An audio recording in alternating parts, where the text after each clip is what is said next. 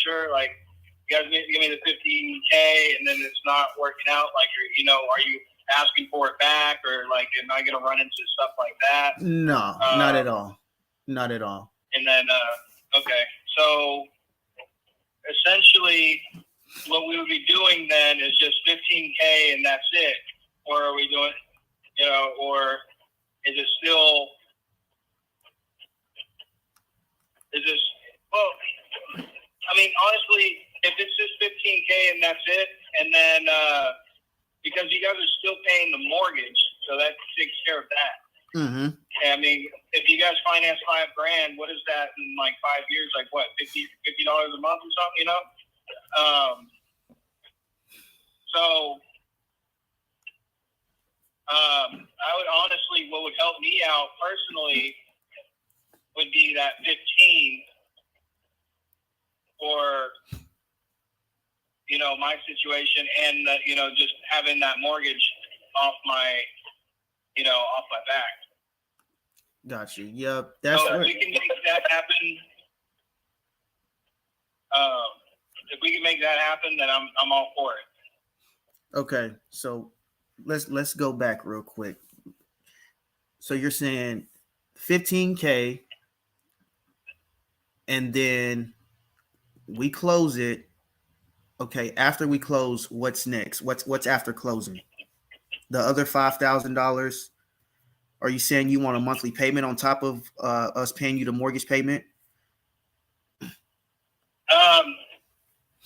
No. I'm essentially saying if you're, because if you guys are paying that $5,000, it's already a tight margin. Mm-hmm. I don't under, if it was sweeten the pot for you guys to just, to make that close on the 24th, the $15,000 is going to help me, long way. Got you. That makes sense. Okay. Well, then, rather than just going back and forth, I can just, hey, we get an agreement.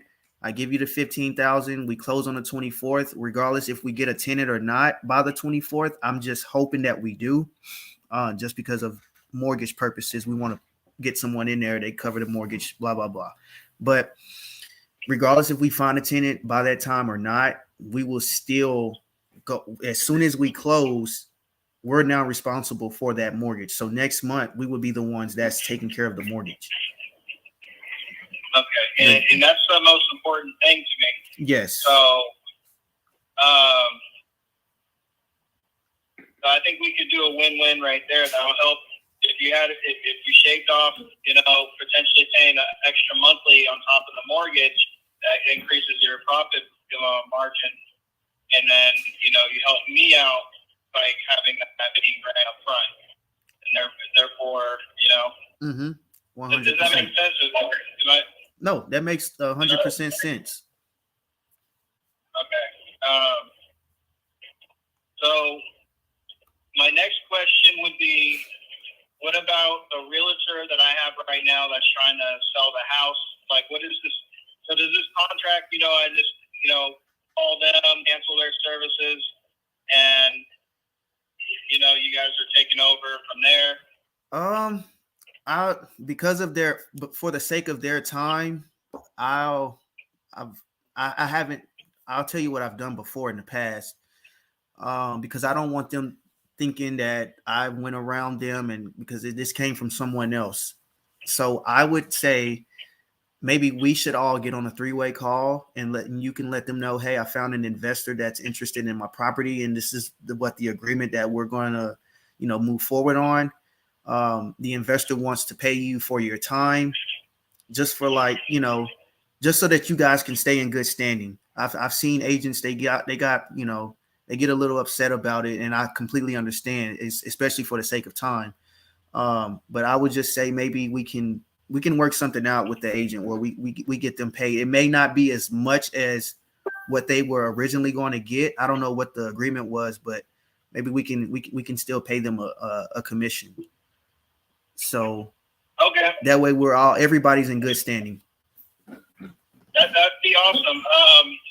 How soon do you want that meeting with the agent? We can do it. It's as soon as when you're ready.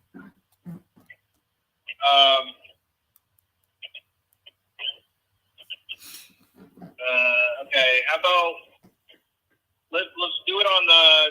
How does Monday sound? Monday. What time Monday? I'm gonna put it on my Google Calendar.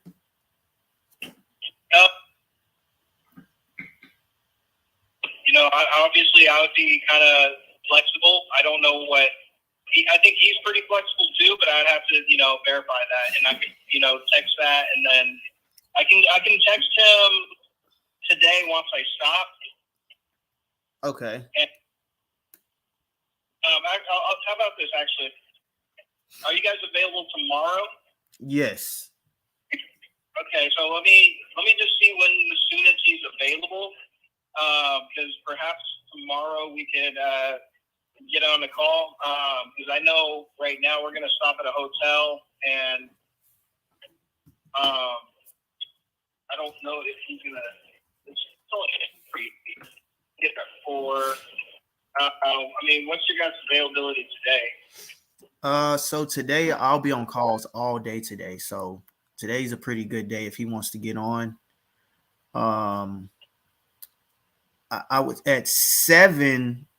You're still here on Central Standard Time, correct? So entering Eastern Standard Time. Gotcha. I have to look. I'm in Mississippi right now. Ah, okay. Or entering Alabama, so I forget where the line is for Eastern Standard Time. Got you. Yeah, I'm trying to keep up with the time zones, man. I get confused sometimes. So, but yeah, I would just say just maybe give us a heads up text like, hey, he wants to get on. Let's go ahead and get on the call, and then we can just go ahead and make ourselves available to get on that call and see if we can work something out. Okay, yeah, I'll reach out to him,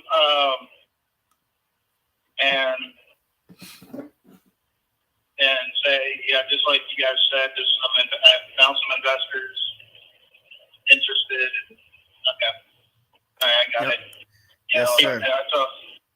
Hey, Jab, you want to clarify on the whole arrear question we had? Oh, okay. When we looked at the mortgage statement, we saw, I think it was like, what was it, 40? How much was that amount? 44 something. 44. That was about $4,400 in arrears. Is that current right now, or is that did you bring the arrears amount current, or do we have to catch up that $4,400?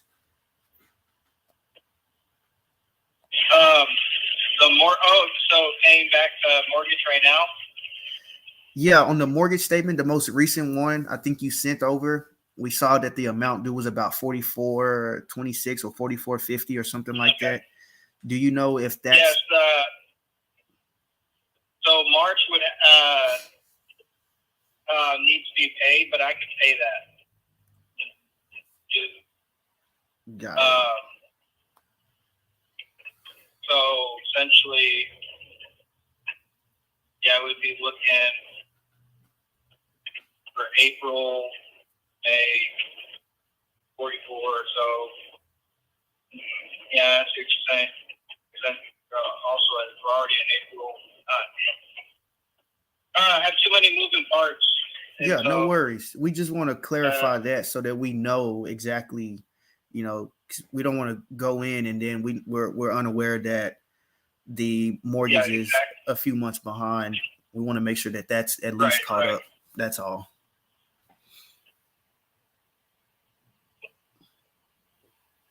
No, I think it was 8.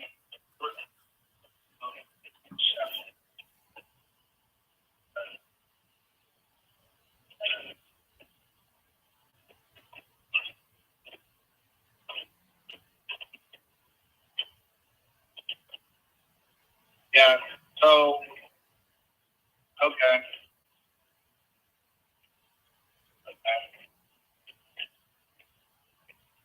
I guess we could work that out two ways. I'd pay the March, and then we perhaps deduct April from the down. Okay. Got it. And we can do it that way. Would that be? Yeah, How does that sound? that's totally fine with us. We just want to make sure that good call, Josh. I didn't realize that. I didn't think about that. I thought, yeah, that was a good call. I didn't realize that either. Yeah. I'd like to be transparent. I'm not trying to. Oh yeah, all good. Definitely. All good. So yeah, we can do it that way where maybe the 15,000 will take care of the month of, what is that, April? Is it 4,400 or is it do you think it's more, or is it just one or two payments? It should be two payments of the 2286. Gotcha. And probably like a late fee on top of that. Okay. Not bad. $1 late fee. Okay. All right, not bad. And so essentially, I'll be taking care of that March with the late fee here. Like once I get situated in the next few days, and then we could we could work that. Just deduct that April's from the down. Okay, got it. Makes sense. That makes sense. We appreciate you being flexible with us.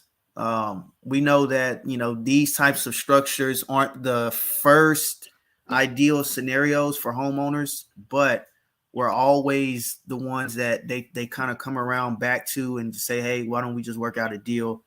It happens several times. It just depends on different situations. And all we're trying to do is just plug and play, make sure that we have the best solution for you. So I'm just letting you know that I'm understanding as well. So, but again, we do appreciate you. I'm looking forward to moving forward with this deal, getting it closed, getting you funded, getting you paid out. So are you moving to Mississippi, or you're just kind of out there right now? No, I'm driving through it. I'm moving to South Carolina. Okay, got it. Okay, got it. Yeah. Glad we could be a big part of that move, man. So that's what I'm saying is it'll help me out right now getting adjusted to a new, everything. Got it. Okay. It gives that good cushion and whatnot, and then of course not having to worry about a mortgage while paying a rent would also be, heavy weight off my shoulders. So perfect. All righty then, man. Well, our next step is to get my transaction coordinator to send over the agreement. We're going to do the 15,000 out of the 15. April's payment will come out of that. We'll close on the 24th, and we will be closing. We have two different title companies that we can go with. I'm gonna pick the one that's probably closer to you, so that we can. Well, actually, before I even further that, I got two questions. One, did you want to physically go close at the title company, or would you like a what do you call that? A notary to come out to you to close virtually?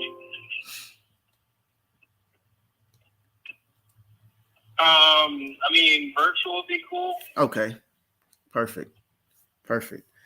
All righty, so we'll find someone that's out there close to you in the South Carolina area that can just literally drive out to you. They're gonna have all of the documents that you need to sign, and then once you get those signed, they'll send it back over to the title company. The title company lets us know, hey, we're clear to close, and then the money gets wired over to you.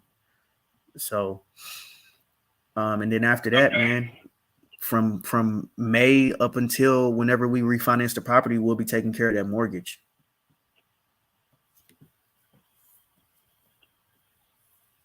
All right, yeah. And then with the agent, you still just want me to get you guys connected? Yes, that would be perfect. Alrighty. If you don't mind, can you text Josh your email so that we can have this agreement sent over to you? Can I just say it right now? Just because I'm on the road, so it's a little hard for me, especially with it raining as heavy as it is right now. Okay. It's just my first and last name 7@gmail.com. First, last name 7@gmail.com. Yes. Okay. Like the number 7. So ANDRE and then MOSLY 7@gmail.com. Gotcha. You got that, Josh? Yep. Okay. Perfect. Awesome. All righty. Looking forward to closing with you guys. I'll see you guys at the closing table. All right. That's awesome. Talk to you soon. All right. Okay. Sounds good. Bye. Boom. All right. Whose lead is next? I'm in a closing mood today. I got my t-shirt on. I'm the closer. So let's go. Who's next? All right. So let me talk about this situation real quick. So this guy, that was a good catch that Joshua had. He pointed out.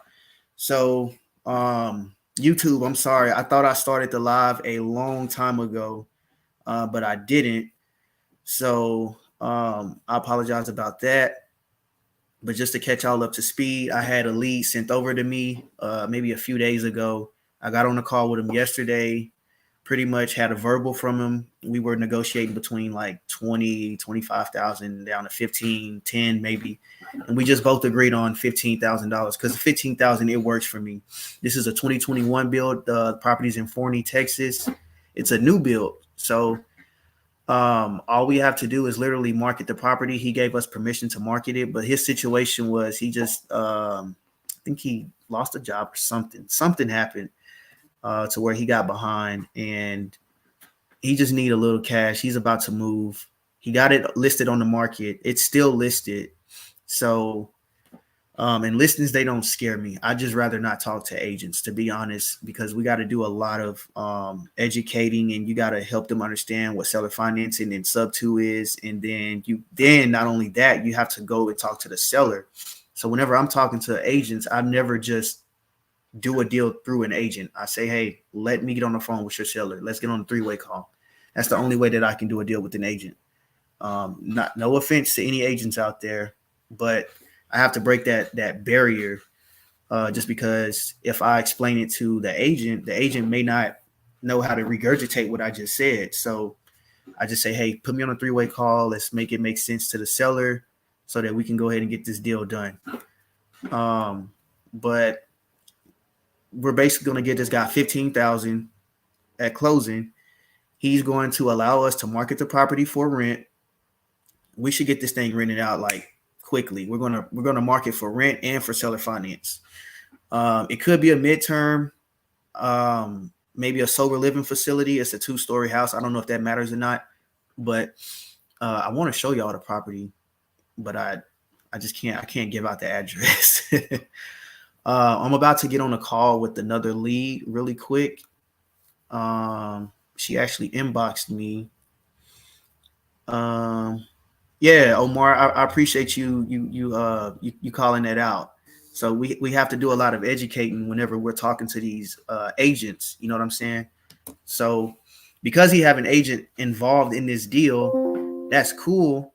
Just let's figure out a way where we can get them paid for their time. I'm a man of integrity. That's how I work. Like if we ever do a deal together, just know that you're protected, your leads are protected, and you're going to get paid.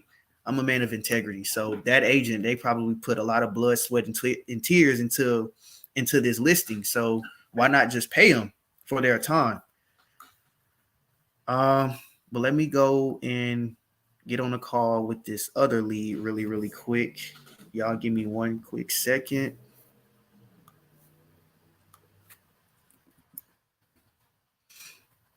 But also, if y'all have leads, y'all can easily send me their info and I'll get on a call with them. I can do the call live just so that y'all know, like, this is me.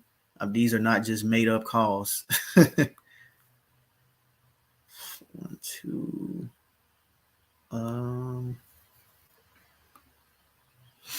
All right, here we go. Let's get on the call with another lead. Any key to dial your lead. Instagram, I need some feedback, y'all. Are y'all still with me or what's up? Let me know.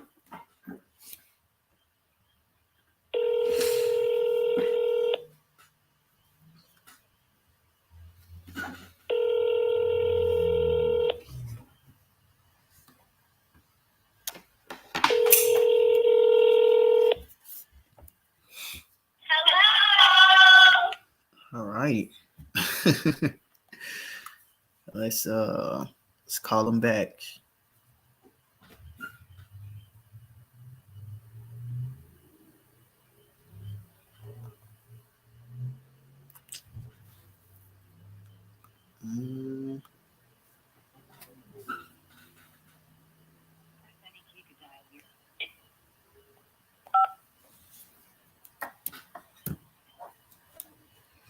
I just bought a new iPhone 14 Pro Max. This thing is huge. This phone is big.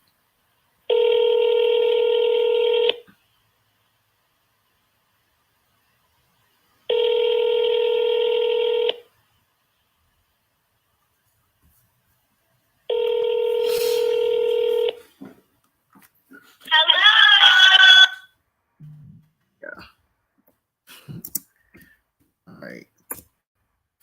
Because I know this person, I'm gonna just call them twice. I usually do a triple dial, but they're probably at work right now. So I'm gonna wait till they call me back. But we're gonna move on to the next lead.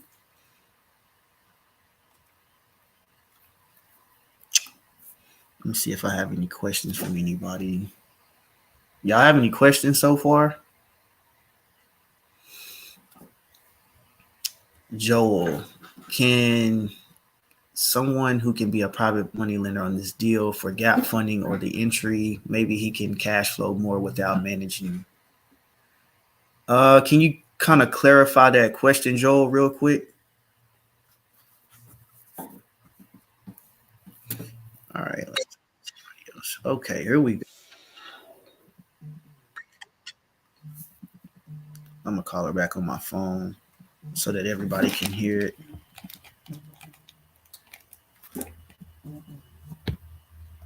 Okay. Hey, what's up? Oh, nothing. How you been? I've been good. How about yourself? I'm good, but it's like right now we're at this part where we're just ready to go ahead. So let me just fill you in on what happened. So there's nothing wrong with our mortgage. Our mortgage is up to date. But the issue is that my hot water heater busted. Oh. And it flooded my living room, the first living room. So was that this happened after February. Was that after we came over there? And this happened February the 6th. Wow. Yeah, so once the hot water heater busted, it messed up everything in the living room. And my daughter got really, really sick from it because we didn't know that it was leaking and busted and got molded and everything. So I contacted the homeowner's insurance, my insurance, Liberty Mutual, called them, told them to come out, assess everything. So when they came out, they cut holes in my walls. Well, they did their estimate, then they took this company I call Rotec. Rotec came out, cut holes in my wall. We saw the mold from the water because we didn't know the water had been dripping that long. The water had been dripping so long that I go out of town to come back, my whole floor was just covered. Wow. So they cut the wall, my wall still look like that. The mold, they bought these fans in, took up my carpet. They bought these fans in, so the fans, when they bought the fans in, kind of started blowing out the mold around, and my daughter already got asthma and all that stuff. So it messed her up to where they had to pay for us to go to a hotel for like 2 weeks, but we only did a week because we went out of town. Come back, my house still ain't fixed. So we still going back and forth with the people about, come on with the process. They sent me a check for $98.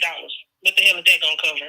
Right. So then we still waiting on them. Then this other guy comes out like, I need to test the carpet. I said, well, you can test the carpet, but I don't want the carpet back in my house.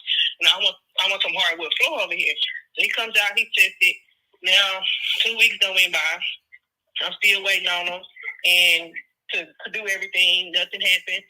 So I'm study contacting the insurance people. Finally, he was telling us, okay, we just make the process happen. We're gonna do this. Nothing happened. So I'm out of town. He said we should have write you a check. Nothing happened. I come back from out of town. Nothing happened. 2 weeks after being back from out of town, they finally wrote a check, and the check was like for $17,000.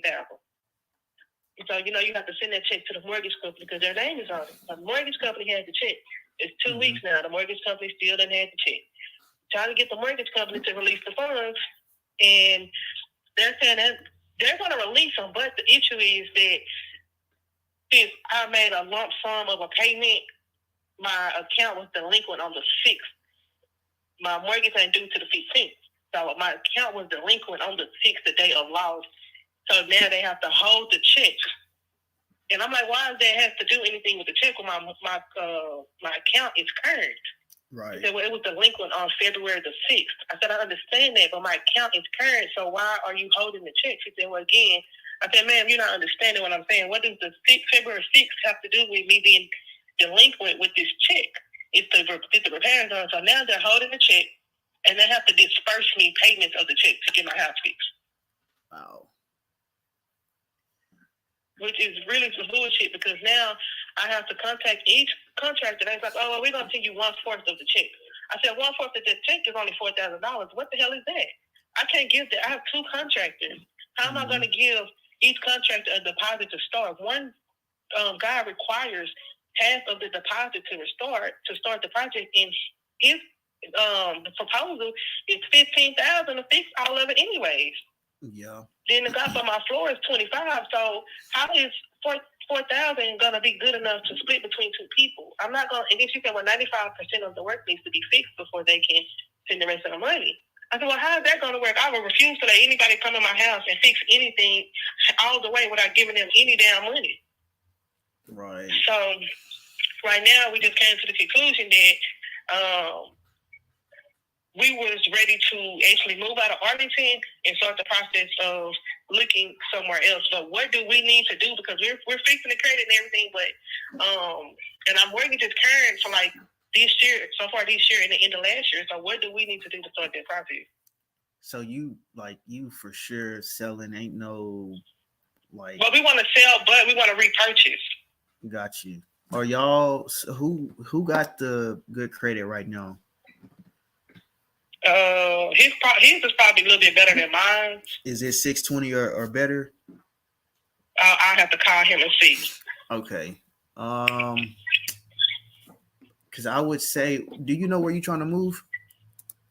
Well, my daughter looking right now. We had thought about Prosper, but Prosper area is too busy. So the areas, no, I don't want to do that. So the areas we was looking at, we don't want anything too busy. We looked at Kennedale and Heartland. So really an area that's not too busy with good schools. Got you. Okay. All right. I can help you with the selling process. That's easy. Buying, that's gonna have to be probably my brother or another agent that I'm gonna have to put you in contact with. Just because if I don't have nothing, usually I have houses. You're not looking in Forney, are you? Just I don't want to go that way. All right. Now, I was just curious because I had just got off the phone with somebody that I'm about to buy their house and take over their mortgage. So what I can do is, well, first things first. What your mortgage is that still on a what was that? You had I know it was your mortgage. It changes every 2 months, every 3 months. The amount that we pay? Yeah. Yes. It just changed again. Oh my goodness. It went up? It went, yeah, because at first it was at 16. Then now it's at 19. It'll start on May 1st, we're gonna be at 19. 1,900. Okay. Yeah, we're gonna have to refinance that so we can get out of that. Yeah, that's what I hate too, the up and down, and yeah. You set with a rate. Set with what you can afford then all of a sudden they change it, and then you got to rebudget all over again. Yeah, 100%.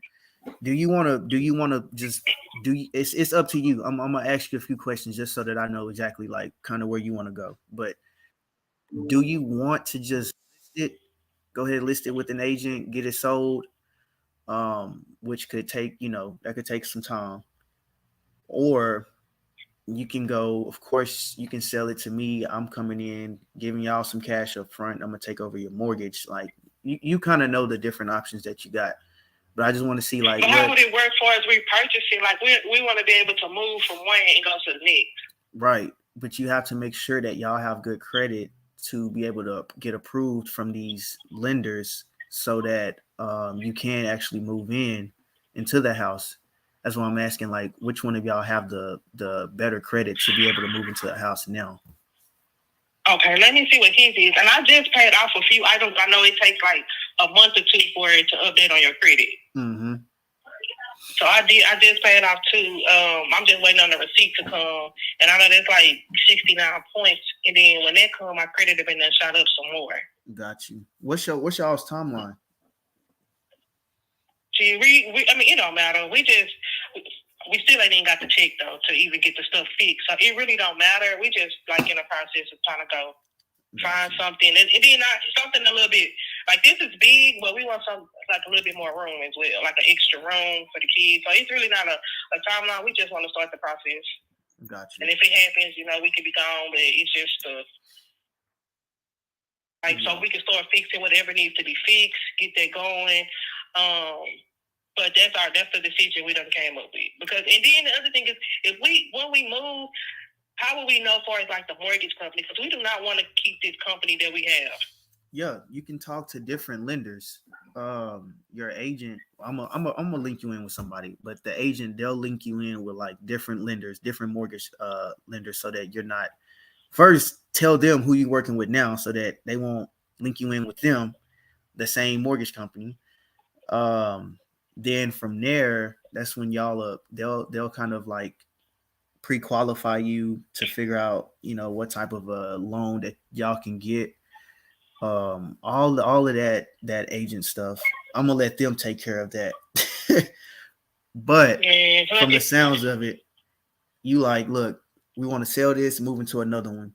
But before you sell it, you got to find somewhere you want to move to first. Right, yeah. Okay, I'm gonna ask this question. This is a painful question, but I have to ask it. If y'all aren't, I'm just saying this is worst case scenario. If y'all are not able to be approved to get into another house, what would y'all next step be? That I don't know. Got you. So what would stop us from being able to though? One, not having a 620. There are some lenders that'll accept a 580, but they probably would charge a higher interest rate because it'll be like a bigger risk. And that means so when we had that issue, that's not gonna affect us. Let me see. I'm trying to think which issue you're talking about. When we had that issue where I was calling you to help us with it because I thought we were having 4 calls where we didn't. When we had to pay that $4,000 for like 6 months. Oh yeah, and y'all got that caught up, right? Yeah, we just paid for it. Like right now, we are current, and we have since this year started. My goal was to be current on the mortgage because my goal we want to move. Like we do want to move. We want to do the school system. It's the mortgage company itself that is actually one that they work with you on certain things, but the fact that we have this issue going on, and my house has been like this since February the 6th, and we now in April, and I still have not received a check, and the mortgage company is holding it for us to be able to fix something. Mm-hmm. Got you. I think where I'm trying to get to is because now this is where I'm at. You want to move, of course. Well, if once you sell it, you have to move. But if y'all aren't able to buy a house once you sell it, would you consider renting for a little bit until y'all actually do, or until y'all are actually able to go ahead and move into a house or buy another house? No, I don't want to deal with no renters.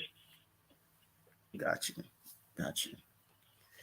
Okay. I was just curious. I had to, so that I can let the agent know what's going on. Yeah, I just don't. I just want to buy. I've been dealing with them type of renters that I just Mhm. So I really want to just buy again. Got you. What you trying to pay a month? I mean, I'm good with the 16. I'm good with that. I'm good with the 16. That's doable. The 16 was really doable because it wasn't really hard to do that. Now we almost back at 2,000. Yeah, that's expensive.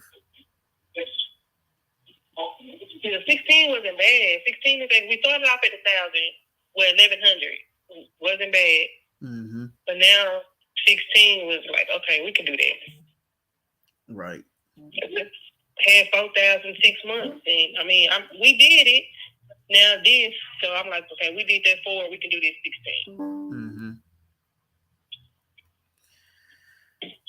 Okay. Man, that's kind of tough.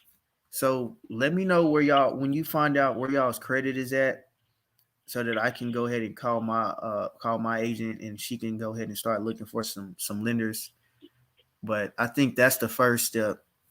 Seeing what houses we can find for you first before you sell it. That way you're not man, I'm just I'm trying to make it all make sense. My bad. Yeah, because I just want, I want to move from here to another. I don't want to have to be like, somebody got our house, now we without something, we in an apartment or something. I want to just be able to go from one house to the next. Got you. It is opportunities where if we come in and we buy from you, we could do like a purchase and lease back until you find something, so that you won't be, you know what I'm saying, like without a house or nothing like that. But that's why I'm asking what's y'all's timeline, so that I know when are y'all looking to go ahead and make the move. Is it like 3 months from now, a couple of weeks from now, next month? You know what I'm saying? So yeah, I want to say about 3 months or so, just so that credit can go up. So because I don't want to just put it on his credit. That's I want both our credit to be straight. Got it. Okay, perfect. So that'll be we just have one just in case they might be like, okay, both of them together is good. Yeah. So then let's do this. I'm putting this down in my notes. That's why you hear me typing. Okay. So while we are during this 3 months, I say let's figure out what's the credit scores, what's on your credit. I'm gonna plug you in with one of my agents, and at that point it's gonna be out of my hands because I'm gonna let y'all kind of talk about y'all's my bad. I got a lot that I'm trying to put together for you, but y'all are basically going to talk about the steps moving forward. So how y'all are going to find a house. Well, first, how you're going to, clean up y'all's credit, what needs to be removed and all of that stuff. Because I want to make sure that you get approved, both of y'all, you and your husband. And then once y'all do get approved, okay, how much can y'all get approved for? That's the next thing. And then once we find out how much you can get approved for, then the agent, they'll let you know like what lenders are available and who you're going to go with and all of that type of stuff, whether that's Wells Fargo or whoever. But I do want to make sure that, you go with somebody that you like and that they're not trying to give you like a variable interest rate or a crazy interest rate or nothing like that. Yeah. So I at least want to get that out the way first before we talk about selling the house, because selling it, that's the easiest part for me. And we can do that a lot of different ways. The first step is let's see. But it's possible though to just move from one end to the other. Yeah, you can move from one to the other. You just have to get approved. We just got to make sure you get approved. And that's what I'm trying to make sure that you understand, that we can do it. You can move from this house to the next.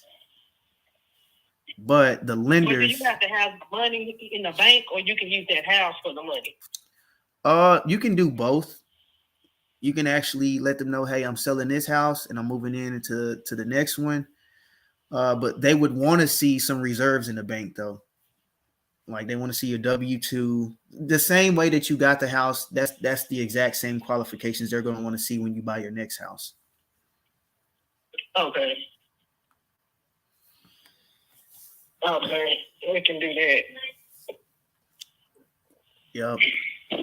So And I just really want to get off under this mortgage company that we have. I got you on that. I got you on that. You see, I've been dealing with them, and I've been going through some shit with them, and it's starting to get stressful with this company. And I'm like, can they just sell me over again or something? Okay. I'm gonna send over my agent. I'm gonna send your information over to her. Her name is Nicole. She's gonna reach out to you. She's gonna help you with like clean up your credit and all of that stuff.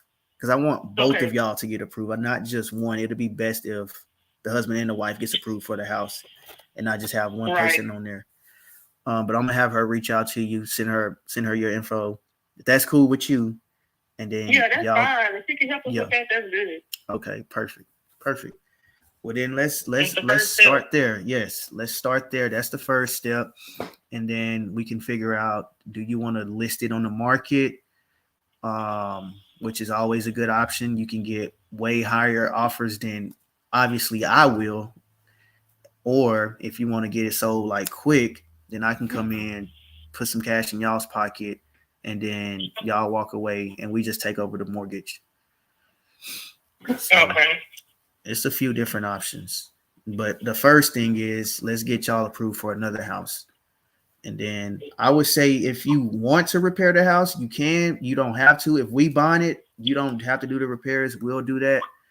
But well, actually, you might have to, since they're giving you that $17,000 check. They're gonna want to see that the property is being repaired. Yeah. So yeah, that's the thing. Yeah. You're right. You are right.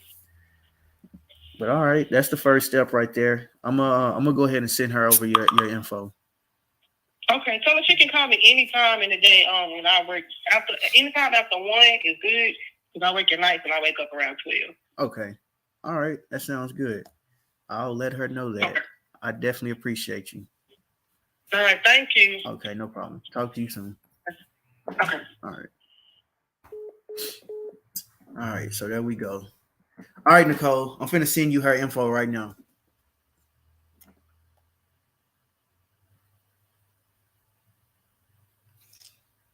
Give me one quick second.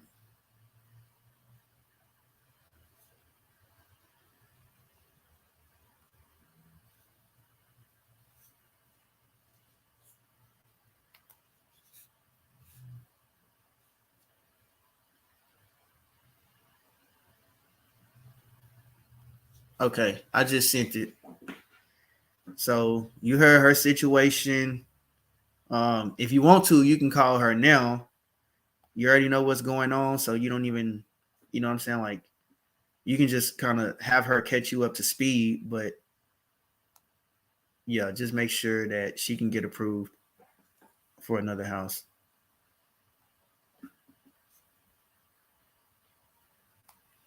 All right. Who else want me to call their leads?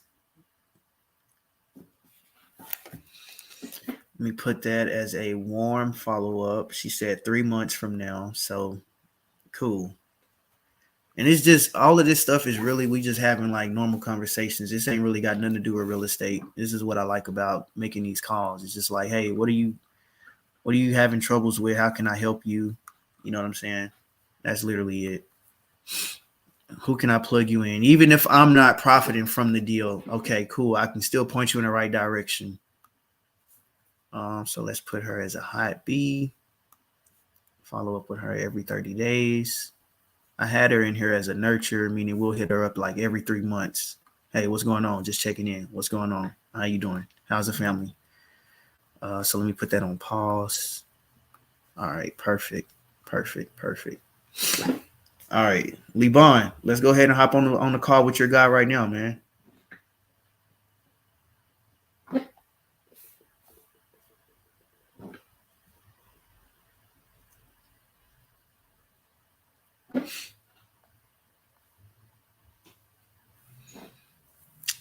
All right. Let me see. I'm trying to respond to like 5 different messages. Look at Instagram, look at YouTube, look at Facebook. This is fun. All right.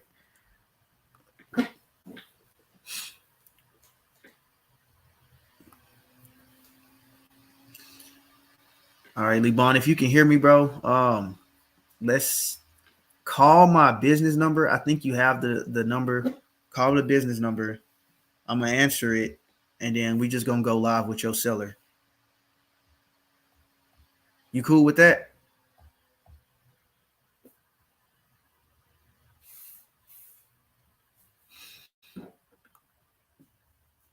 All right, bet. All right, cool. I think you got the business number. Hold on. I'm gonna send it to you just in case you don't.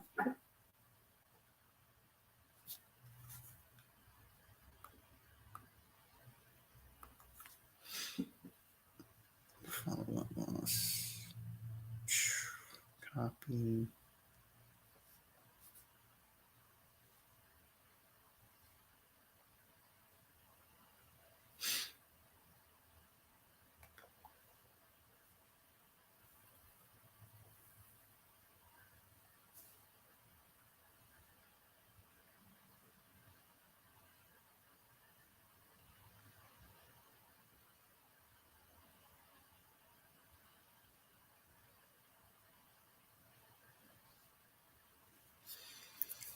All right, so Lebon to call. There's Lebon. All right, bro, let's go. Let's do it. I spoke with them today. He gave me a call today. I told them that we're still underwriting it, seeing if it works on our end. Mm-hmm. And I forgot that he never sent photos of his house. So I just told him, hey, like, while we're still working on that, can you send photos? Can you work on sending those photos over of the house? So he's working on that, and he should be sending that by today. Okay, got you. Yeah. Give me 1 second. Give me one quick sec.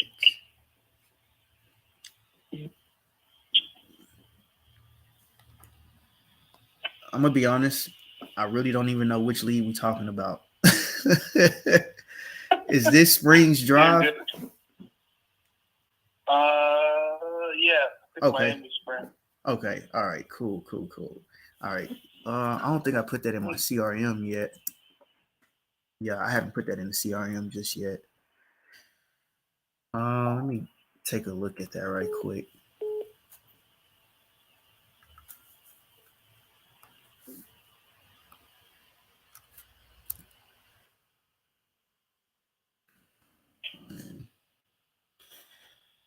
Miami Springs Drive. Oh yeah, this guy. This the one that wanted the 65,000. Yeah. Okay, I remember that. I wonder if Don wants to get on. Can you find out? That's why. Oh yeah. See if Don want to get on. I can call him right now. Yeah, that's the lead ahead. that we were gonna let Don get on. Yeah. Let me do that. I'm gonna call him real quick, see if he's free right now.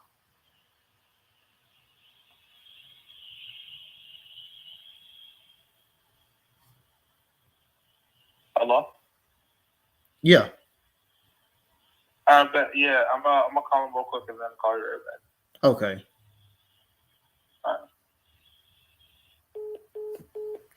All right. Okay. Let's see. Hey, Instagram, y'all do me a favor. Either screen record, screenshot, do something. Say, hey, shout out to Jabs.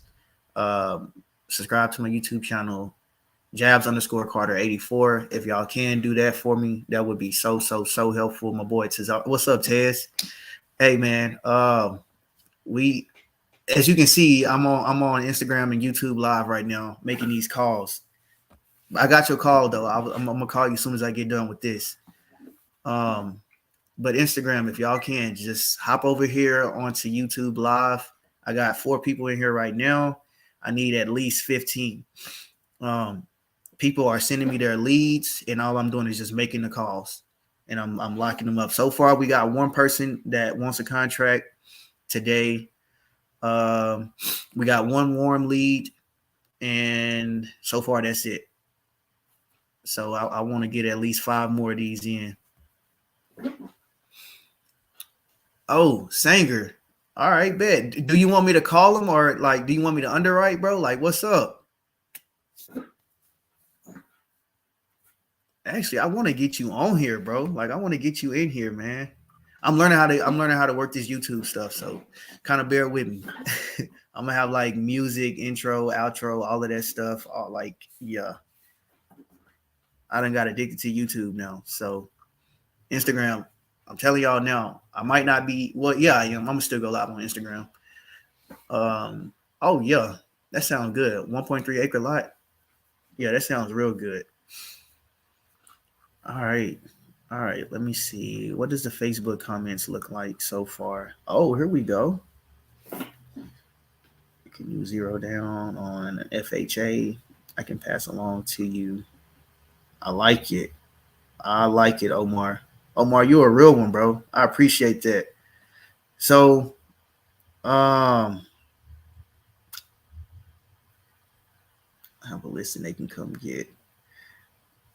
Crowley, I think she wants to be. What did she say? I think she said, like, I forgot what city she said she wanted to be in, but Crowley, that is pretty nice. How long have you had that listing, Omar? I might come by from you. I appreciate that, Carlos.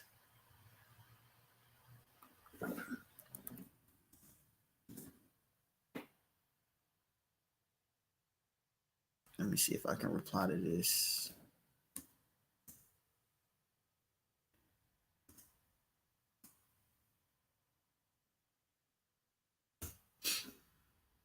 Okay. I love it, y'all. Y'all showing me love, man. I appreciate that. I'm waiting on Liban to call back so we can get on the phone with Don Rich, who is a hell of a buyer in DFW. He also owns a title company called Community National Title, so y'all might want to look that up. They're getting ready to open another office pretty soon in another location. So we're going to do like a 3-way call with him because he have a way that he can go ahead and close this seller. And I'm going to learn something from it, and I want to hear how he's going to get this done. So we're going to see if he can get on that call. Let's see. I think while we wait on Liban, we're going to go ahead and follow up with some more leads real quick.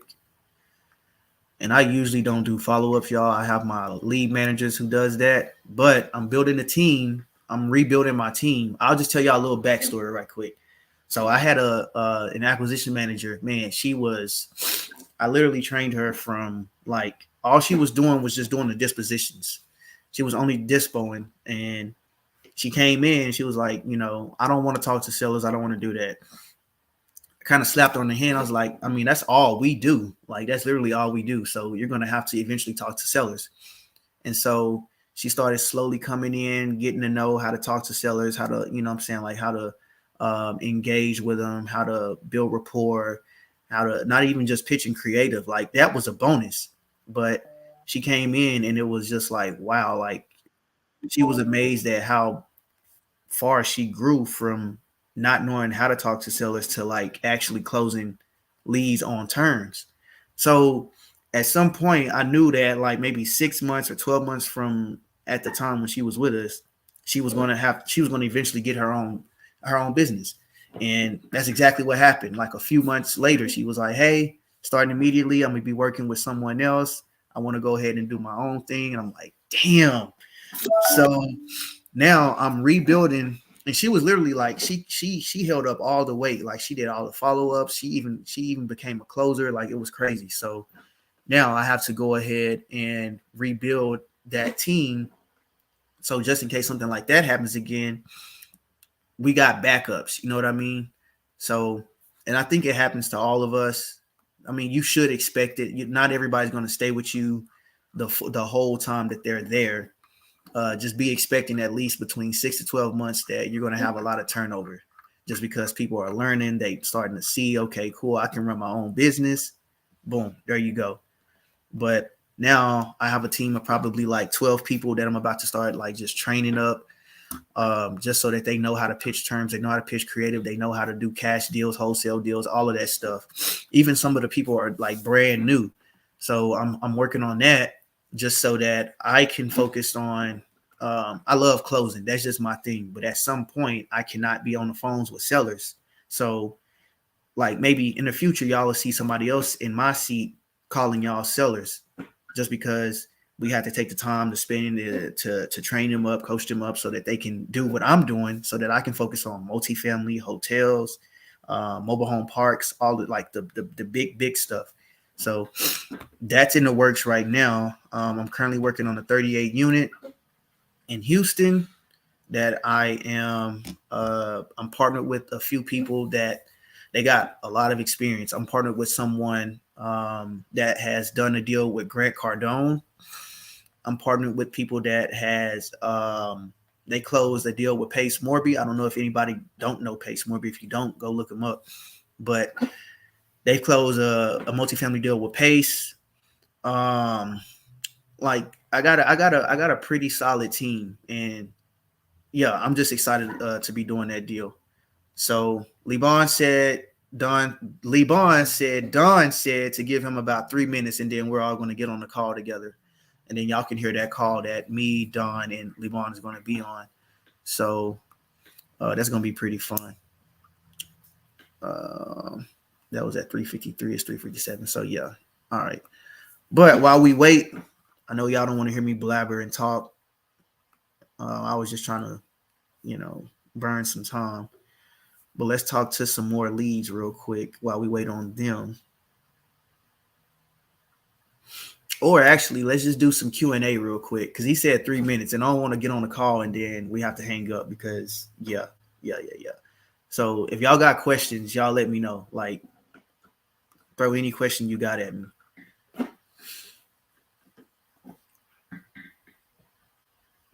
Oh, he said 20 days. 20 days. Omar, I think you can get that house sold on the market. I think the buyer, they're going to come. Me personally, I probably would have to wait until like 40 more days before I say, all right, let me go ahead and go. Unless they like super motivated to where they're open to something creative, and I'll pay your commission. Like I'll be down to do that.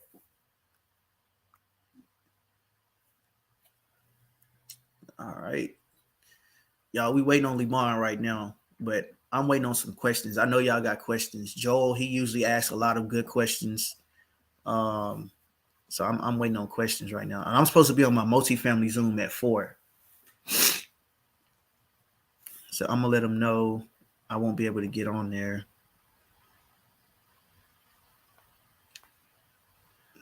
Let me see.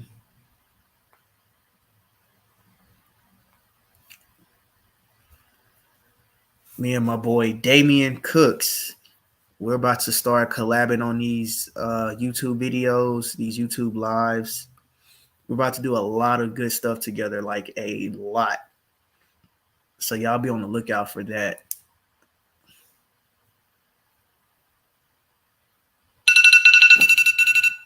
Uh-oh.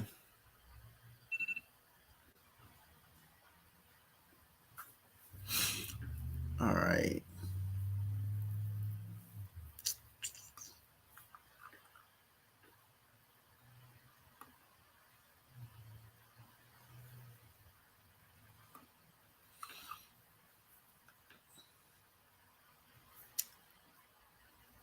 All right, let me call Lebon. It's been 3 minutes.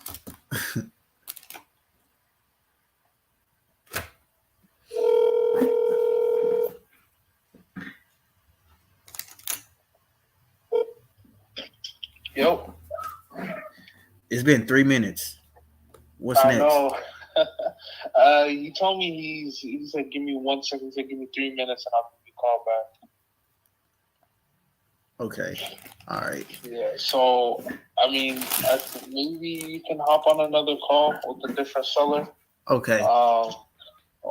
but I don't know. He might give me a call in between that.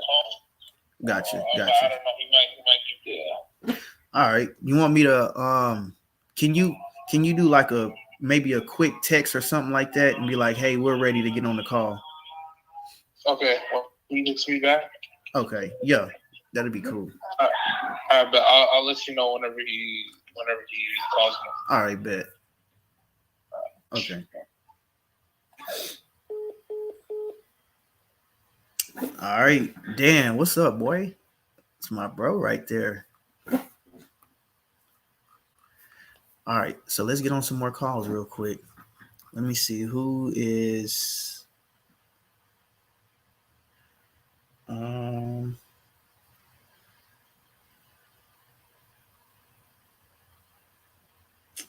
Let me see. I still got over 120 tasks. That's the thing. See, my lead manager, she would usually be the first one to just hop on these leads. And I'll come in and I'll check on her, make sure she's straight. But yeah. All right.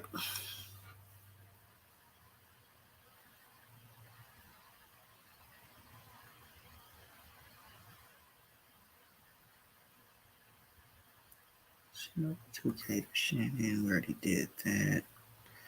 Wanda Edwards. Is this everybody's follow-up? Oh, that's why. Okay, here's someone that I wanted to talk to.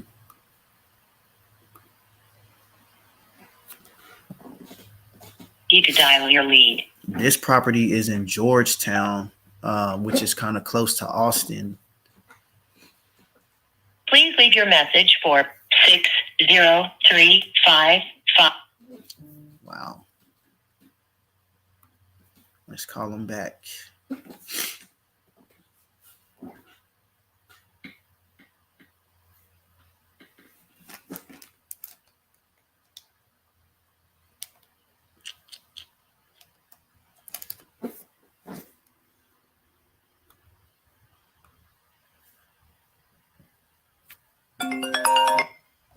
You could dial your lead.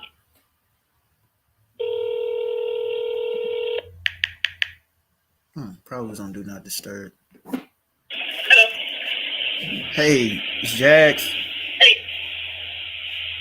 Hey. Can you hear me loud and clear? Yes, I can hear you. What's going on, boss? Did you Hey, you driving right now? Yes, I'm driving. Okay, you want me to give you a call back? It's this is about Georgetown. Just trying to see what we can No problem. No, we can talk. We can talk. All right. Are you focused? I just want to make sure we can work out a deal, man. Yeah, sure, buddy. Okay. All right, perfect. So here's what I got. Now, I talked to somebody that actually wants to buy it. He wants to move in, but he wanted to come in with kind of see what type of terms you guys can come up with. I'll be honest, I'll just be the connector on this deal. I don't have to make any profit or anything like that. But he did let me know that he wants some terms that works for you and for him.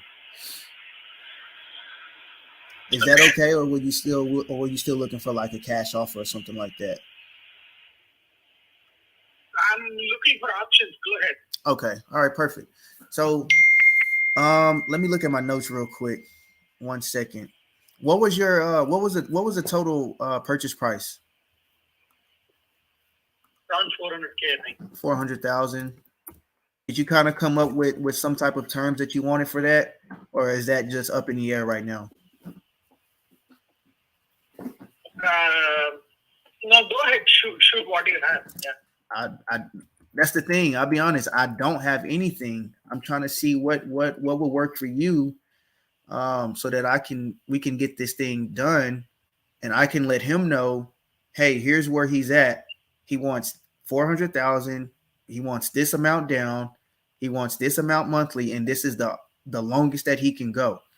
So I'm just trying to figure out what terms would work for you. Like, what type of a down payment would you need to make you excited to do this type of a deal? Oh, for definitely, I would like to pay off the loan. Definitely, that is a no-brainer. Okay. And that mortgage balance, that was let me see. I don't even have that. What do you mean? What was the loan amount that's left on this deal? I think 400. 400. Yeah. Wait, hold on. I think I'm mixed up somewhere. So the purchase price is 400 and you owe 400 on the house. Yeah. Okay. It's Got it. been 5 years, probably 30K would have gone from the loan, so probably like 370, 380, but just keep it rounded off at 400. Okay. All right. What do you need in your pocket right now? What if I just come take over your mortgage? What is that? What if I just come in and take over your mortgage? It sounds like it's a lot still left on here. Why don't we just take your mortgage over and just put something in your pocket? I don't know. I go on the parts. Okay, so just tell me the whole picture. Give me the whole picture. You keep telling me what you have. It doesn't work like that. Yeah, it works like that with us. So I'll be transparent with you. If you don't have any numbers that you would want, we can go ahead and hang up the phone. I have no problem with that. But I just want to make sure that if I go back to this guy and I tell him, hey, he's ready to sell, he's just want to know, what do you need? No, I'm not telling that. I'm telling minimum at least I need 400K down. Are we even having that or not? You're asking 400,000 down. Yeah. I mean, realistically, is that what you're really asking? Or is that just to get me off the phone? No, I told you, right? I want at least the mortgage to be taken care. I don't want to be behind the mortgage on this. Gotcha. I don't think we'll be a good fit. I think 400, that's way too high. Just put it on the market, man. That's fine. Let's be honest. Let's just put that thing on the market, get it sold. Yeah, I can take care of that. I already have few buyers who are interested. Yeah. Let's just put it on the market. Let those buyers go in there. Let them look at it. They'll submit offers, make them bid up on it.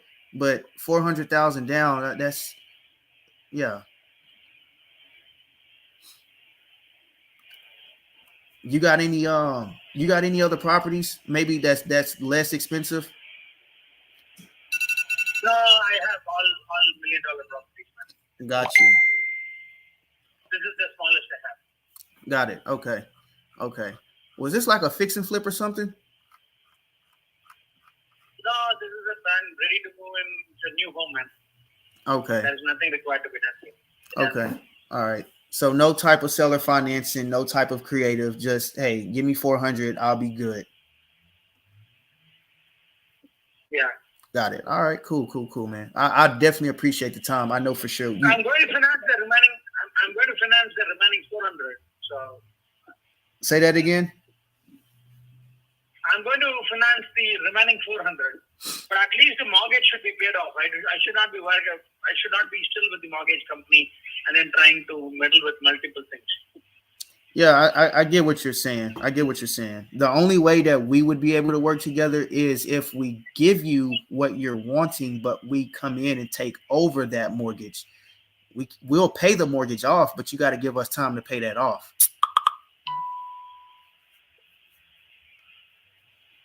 But what you're saying is you don't want that mortgage to be in your name. Yeah. No problem, man. Well, I definitely appreciate the time. I say just put it on the market, man. I'm not the best at negotiating, as you can see, but I do know for sure 400,000 up front. That's out of our range to put down as a down payment. I understand.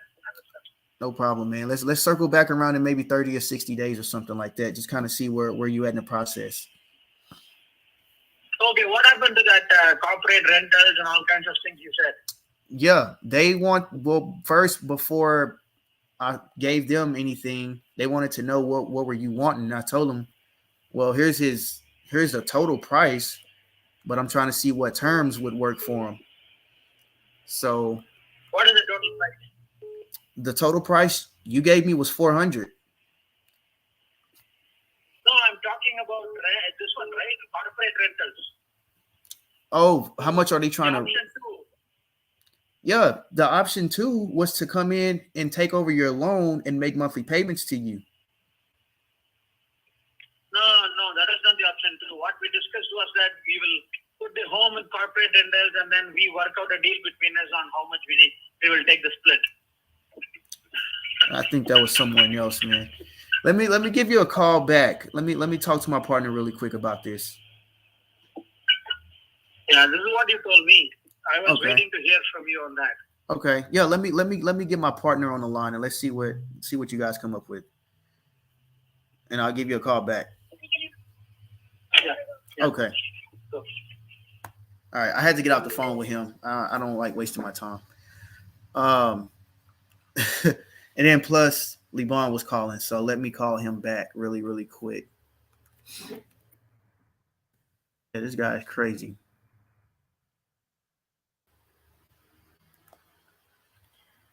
What is his number?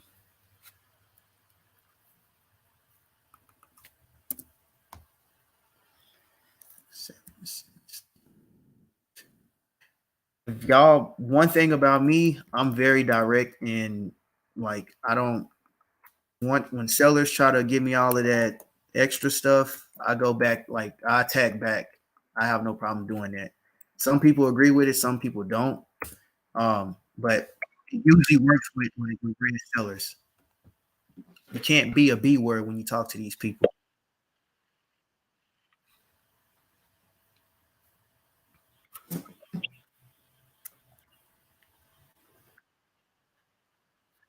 Okay.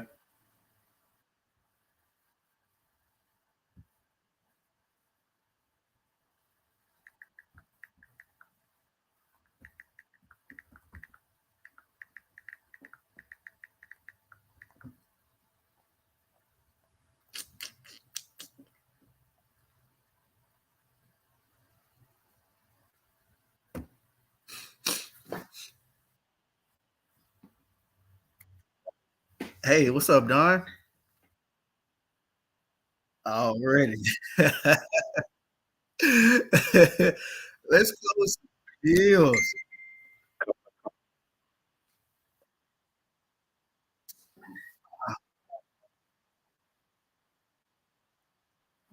Y'all know what I forgot to do?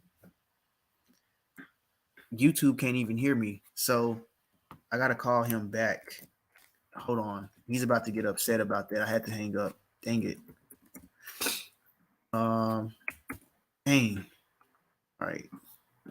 So let me call him right back really quick. I apologize about that.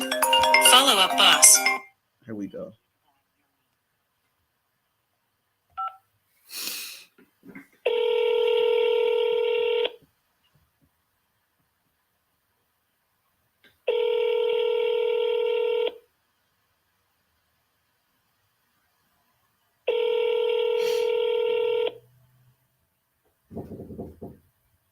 Your call has been forwarded to an automated voice.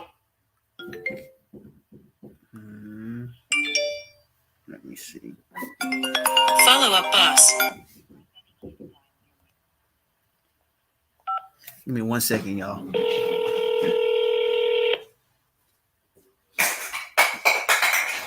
Your call has been forwarded to an automated voice messaging system. 76329 How can you not talk right now and we were just on the phone? Follow up boss. Dial your lead.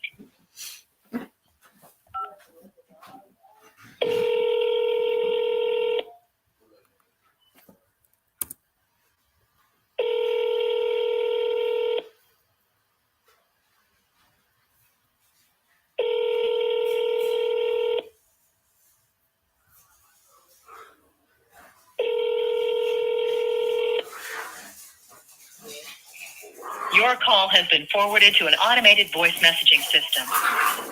763.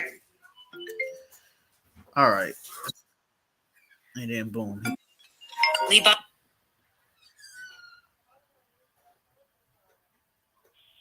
All right, I'm back. Maddie, good job. Say that again. You missed it. Don was talking about what was happening with was it those 12 properties out in Houston? Are we getting on the So phone with that? With your lead, Lebon? Yeah, Okay. yeah. Right after, I can merge him right now. Hold on. Is he on the line?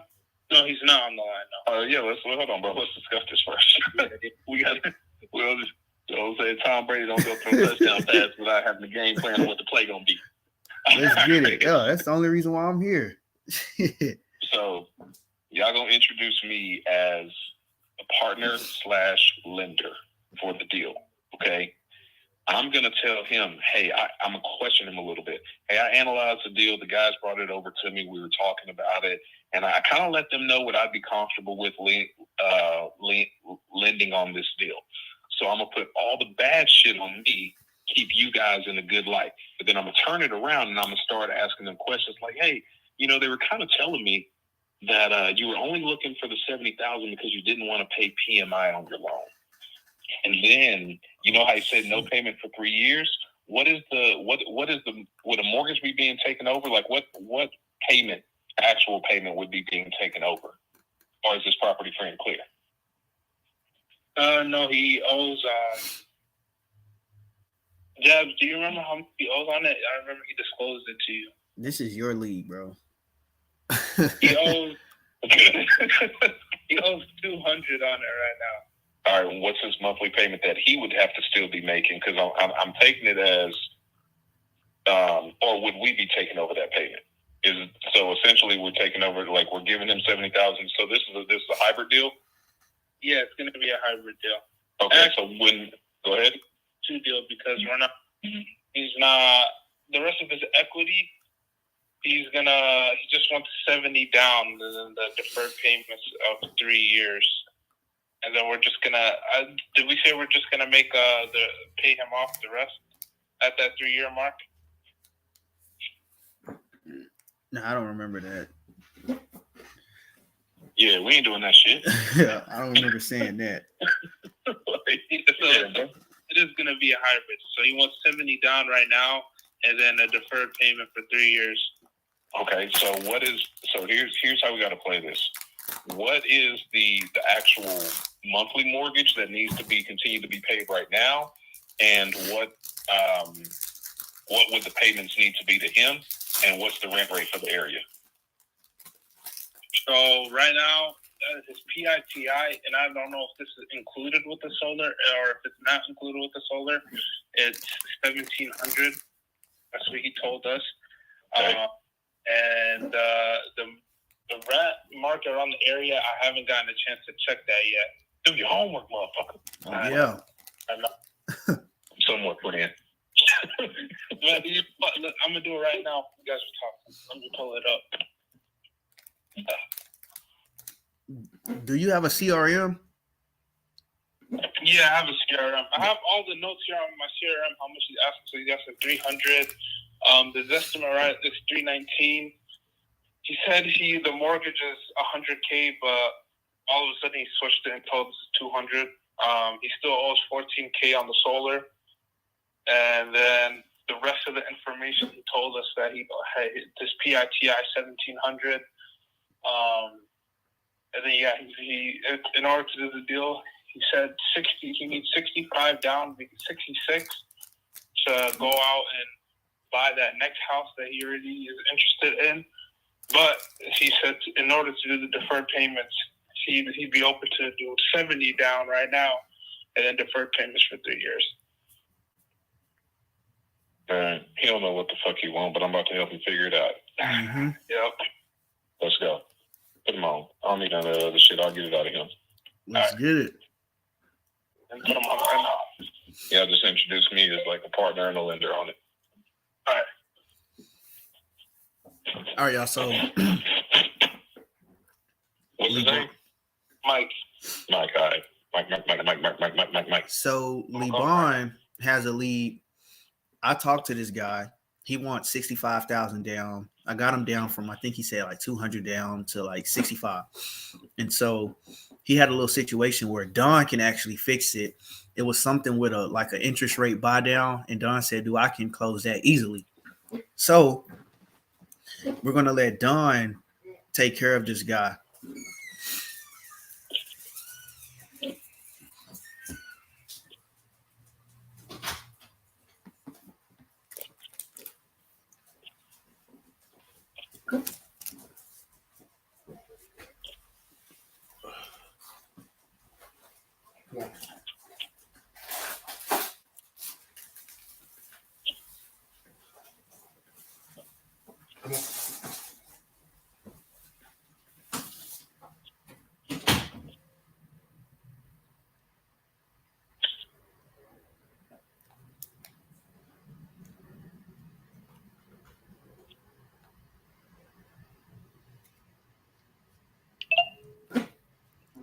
Dang, he must be having a conversation before the conversation.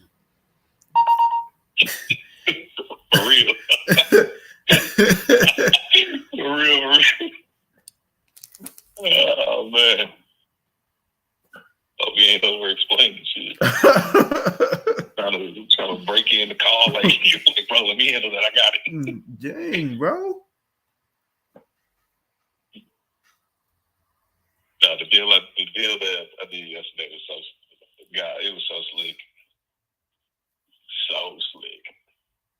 What is this dude doing?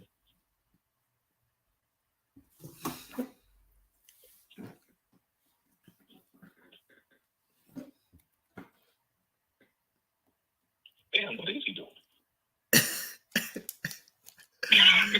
Bro, I've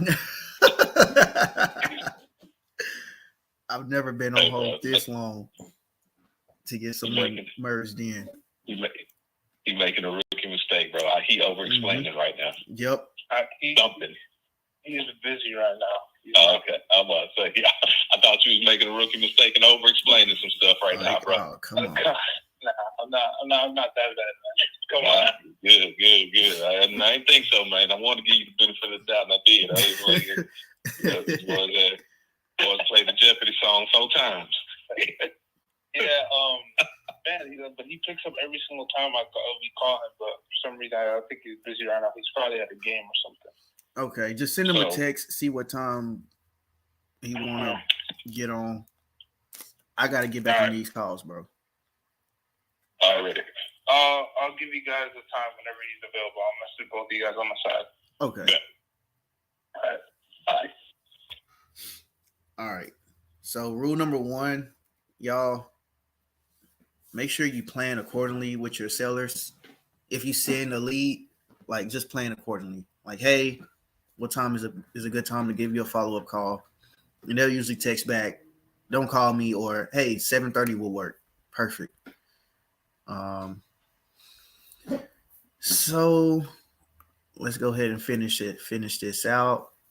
Today's Friday, so I'm feeling good. Anybody want to get on here with me? Like, y'all can definitely do that. Get back. All right.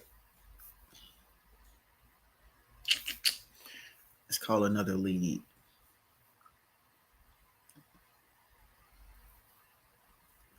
This is a hot A.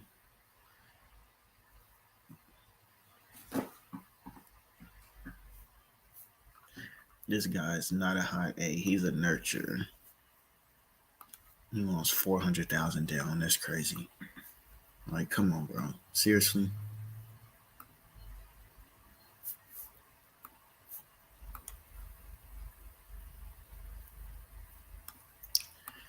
Pause that. Let's go to the next lead. Okay. Andre. So we have to send out a contract. Let me call my partner, Ben. Ben is funny, by the way, y'all. Like, this guy is really, really funny. I love this dude. Where is Ben? I don't like writing contracts. I don't like drafting up contracts. I don't like none of that stuff. Ben is good at it, so I'm gonna let him do it.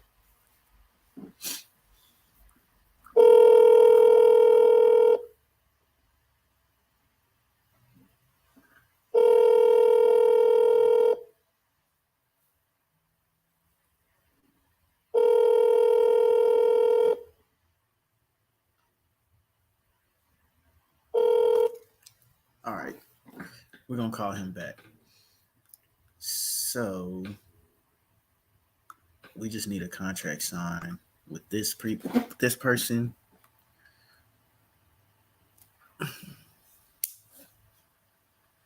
Oh, he's at a wedding. He just sent me a picture. Wow.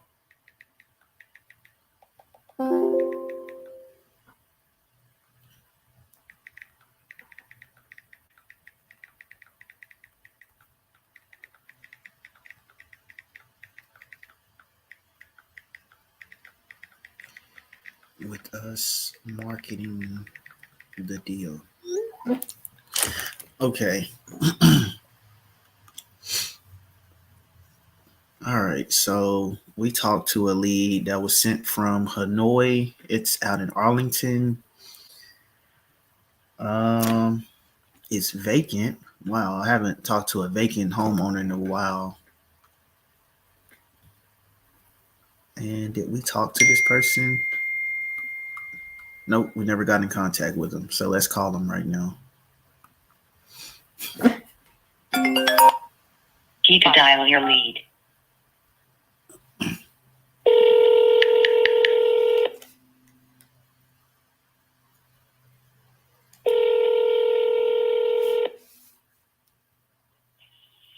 Hello. Hey, Virendra. Did I? Is this calling? Yeah, this is Jabs. Where you sleep, boss? Who is this? This is Jabs. Where you sleep? I didn't want to wake you up. I can give you a call back. You talked to my partner Hanoi about Pirate Point. I was just pretty much seeing, did you get that property sold, or were you still looking to sell it?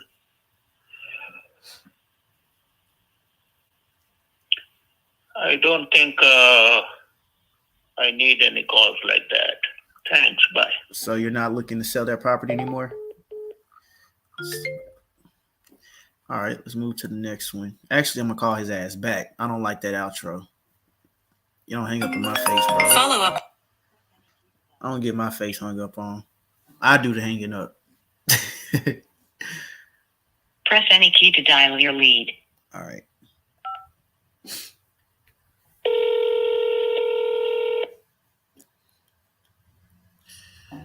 Is it creative, bro? Hello. Yeah, I think my call dropped. I apologize about that. We were just seeing if you were looking to hold on to it or sell it so that we can remove you from our list. I don't want to sell like this. You want to sell it on the market? Yes. Okay. Do you need an agent to help you sell it? I will. Okay. So do you already have one, or do you want me to kind of refer you to one?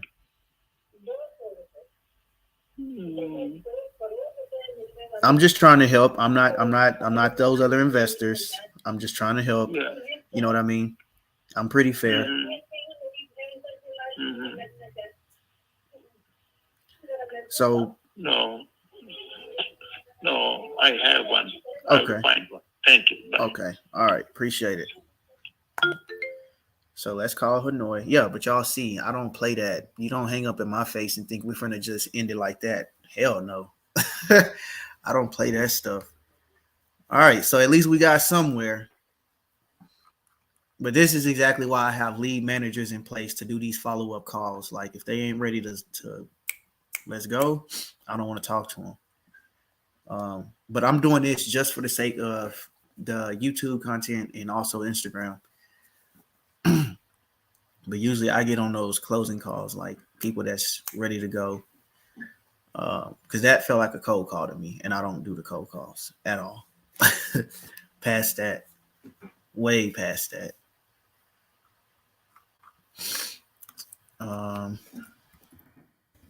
Looking to list it.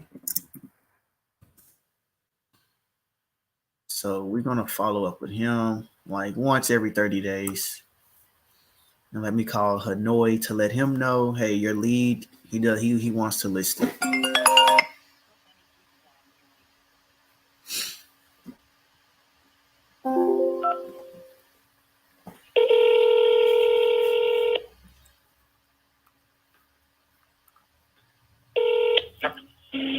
Hey, Hanoi, what's up, bro? This is Jabs. Hey, yeah, who is it? This is Jabs. This is my business number. Oh, okay. What's up, bro? Hey, one of your leads, Virendra, you remember that guy in Arlington? Yeah. Yeah. In Arlington. He wants to list it. Oh shit. Yeah. I thought he was playing around, but he did say he wanted to list it. Yep. So let's let him list it. He said he got an agent. So let's let him do his thing and just follow up maybe once every 30 days. Okay. I'll do that then. Okay. All right. I got him in my system, but I just put him as like a nurture or I put him as a nurture because I don't like dealing with leads like that, bro. Not those types. Yeah. He hung up in my face. Yeah. No, I appreciate it, bro. I really do. Okay. All right. I was just letting you know. Okay. Sounds good. Thank All right, you. boss. Boom. There's that. So again, how I get my leads, I do not do any like I don't, what do you call that? I don't skip trace. I don't pull leads. I don't do any of that. I just have wholesalers or investors. They send me their skip trace list. So they'll go out, they'll find the skip trace list, they'll export it, and then they'll send it over to me. My job is to go ahead and get on those calls and lock it up. Like that's literally it. So but I'm a man of integrity. So every time I talk to a lead and whatever the update is, I'll go ahead and update that person and I'll follow up with an email and just letting them know, hey, here's the last conversation I had with your lead. This is what happened, blah, blah, blah. But we marked this one as a hot A. He's no longer hot. Set him up as like a warm lead. We can follow up with him every 30 days. Just to check in, like nothing serious. We're just checking in, not trying to close him. Because if he get it sold on the market, perfect, cool. Like, do your thing. All right. We got a lead in Leander, Texas.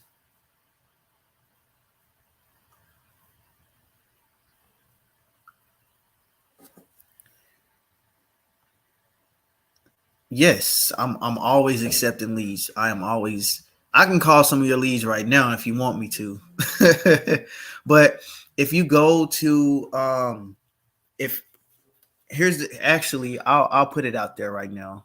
I usually don't do this, but here's my email. I'm putting it inside the chat so that you can have that. Boom, boom, boom. So what you're going to do is you're going to send the name, the phone number, and your most recent updates that you have with your lead. That way, no, I don't have a mentorship. I don't want anybody to pay for this stuff. I want free leads. That's all I want. I don't want a mentorship. I do have a team. And we're doing like Zooms every Monday, Wednesday, Friday at 7 Central Standard Time. But no, I do not do mentorships. I don't want to do that. Like, I want people to have access to me so that they can, I want people to feel comfortable. I don't want people to feel intimidated. None of that stuff. So, and I probably won't have a mentorship because I don't want people to pay for, you know what I'm saying? I don't want people to pay me. Like, if anything, go help out somebody else with their leads. If I'm giving you information, I want you to go help somebody else, like pay it forward. But yeah, Miss I Buy Homes, send the name, the number, the best time to contact them, and then also like your most recent updated notes so that I can kind of pick up where you left off. But send that to my email, and like inside of the subject, just put the address, and then I'll go ahead and follow up with those leads. But if it's like 12, 15, 20 leads, then just put hot A or hot leads to follow up with inside the subject. That way I know, okay, cool. I'll go ahead and have my lead manager input them inside the CRM, and then we'll go ahead and get on a call with your leads. After that, we'll have an email sent out to you so that you can know what's the most recent update that we have of your lead, if that makes sense. But I would love to call one of your leads right now just so that you can hear it live. Like, I don't play around, even if it's a hard seller. Joel, no, I don't want to talk to agents. If they're not open to creative, no, I hate to say it, y'all, but I just rather not talk to agents. If they're not open to creative, please do not send them. I'm just being honest. It's just so to answer that, no, I'm not okay with agents unless they are open to creative. They have to be open to creative in order for me to talk to them. Otherwise, it's just going to be like it's almost like a cold call, and I yeah. Like, okay, let me just break it down. So I've closed maybe 4 creative deals with 4 different agents. The first one was my Norfolk, Virginia deal. I closed that one with an agent. We actually completed the deal like all through the agent. But before that, I'll put his name out there. Jared Hetler. Y'all look him up on Facebook. Real good guy. He had teed it up for me. In other words, he kind of he set the call up for me, and I told him straight up, like, hey, if you're gonna have me talking to agents, make sure that these people are open to terms. And she was. So he turned it up. I mean, he teed it up for me. He set up the call. He was like, hey, bro, this lady, she's open to terms. It's on market. But you just have to talk to the agent. She's not allowing us to talk to the seller. I'm like, all right, cool. As long as she's open to terms, that's all that matters. So I explained it to her. She loved it. She said, I think my sellers would love this, but the contracts have to, we have to make sure that the contracts are, that these are legit contracts. So I'm like, all right, cool. No problem. I can go ahead and do that. I didn't send out a contract. I told her to regurgitate exactly what I just told her. She did. She said the sellers loved it. They just want us to make them an offer and put it on paper. So I said, okay, well, I don't make offers. Right now, I'm about to get into like pitching terms because people want to hear that from me. So instead of me just saying, hey, I'll give you 10,000 down and I'll pay you 200 a month. Like, those are just random numbers. I don't know what these people want. Like, I need to know, what do they need right now to do a deal like this? Like, this is a big decision. Like, this is your house. This is your property. This is your home, your happy place. You know what I mean? So in order for you to sell this and to be happy, like, what do you need? I need to know, what does your sellers need? And so she was like, to be honest, usually I would tell, buyers, submit your highest and best payment or submit your highest and best offer, but they're really, really ready to get rid of this house. And they would be happy if they can walk away with $18,000. And I'm like, whoa, 18,000. I thought you was about to tell me like 90 grand. She was like, no, well, they just bought the house and blah, blah, blah. So I'm building my rapport with the agent, building that connection, which is what everybody should be doing. If you're new, sorry, y'all, I got like a sinus or something. I don't know, something. But so me and her build strong rapport. And then she lets me know, like, hey, they want to walk with at least 18. And I was like, okay, well, I think the property has at least $18,000 worth of equity in it. I think it's worth it, but they would have to finance that $18,000. Would that be something that they're open to? And she's like, yes, they would love that. And I'm like, okay, like, calm down. So she says, I said, so if I do, come up with something, like, what would actually, like, what would work? What do you think would work? And I'll upload this call. Actually, I'll upload the call so that y'all can hear it. And she was like, well, if you can give them like 10 or 12 up front, like they would be okay with that. So I'm like, wow, I really just got this agent from 18 to 10, really. So I said, okay, I can do that. And I said, so what type of monthly payment do you think they would want? She was like, I have no clue because we've never done a deal like this. So I would just say you put something on paper and you let us know what you can do. And then let me get back with the sellers and let them know. And I'm like, wow, okay. It was that easy. And that was my first time making a call to an agent. I'm just not the agent type because I'm an investor and I like certain things to be done. I don't want someone in the way of what I'm trying to accomplish. But that changed my whole trajectory, my whole perspective about talking to agents and working with agents, right? And I'm not trying to come over here and just talk, y'all. I'm sorry, I'm supposed to be making calls, but I'm just letting y'all know, just in case y'all like, oh, you said that you don't like agents. No, I didn't say that. I just don't want to work with them if they're not open to creative. But that was the first person that I locked up on a creative deal. I gave them a $13,000 commission on top of paying the seller $12,000 down on top of another $5,000 assignment fee. And I can show y'all the HUD statement. I can show y'all everything. But prior to that, I was calling like agents almost every day because someone would send me agent leads and they would say that they're open to creative. And then when I call them, I never said that. What? So that gave me like, it just turned me all the way off. So, yeah, I'll upload that for you, Joel. I'll do that. I'll do that today. I will do that today. So I appreciate y'all staying tuned.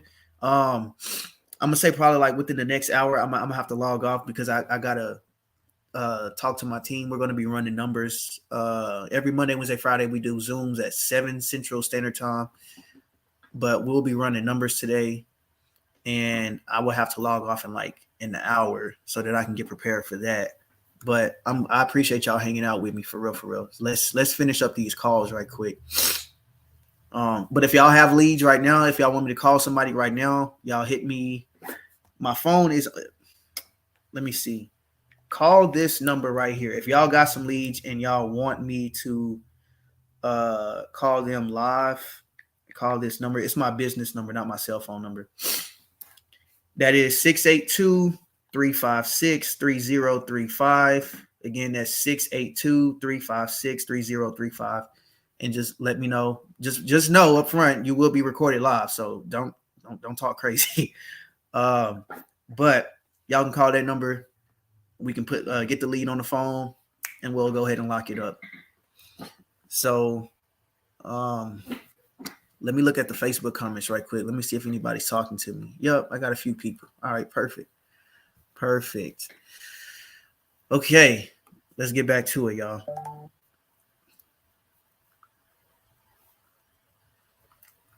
So this person is open to terms.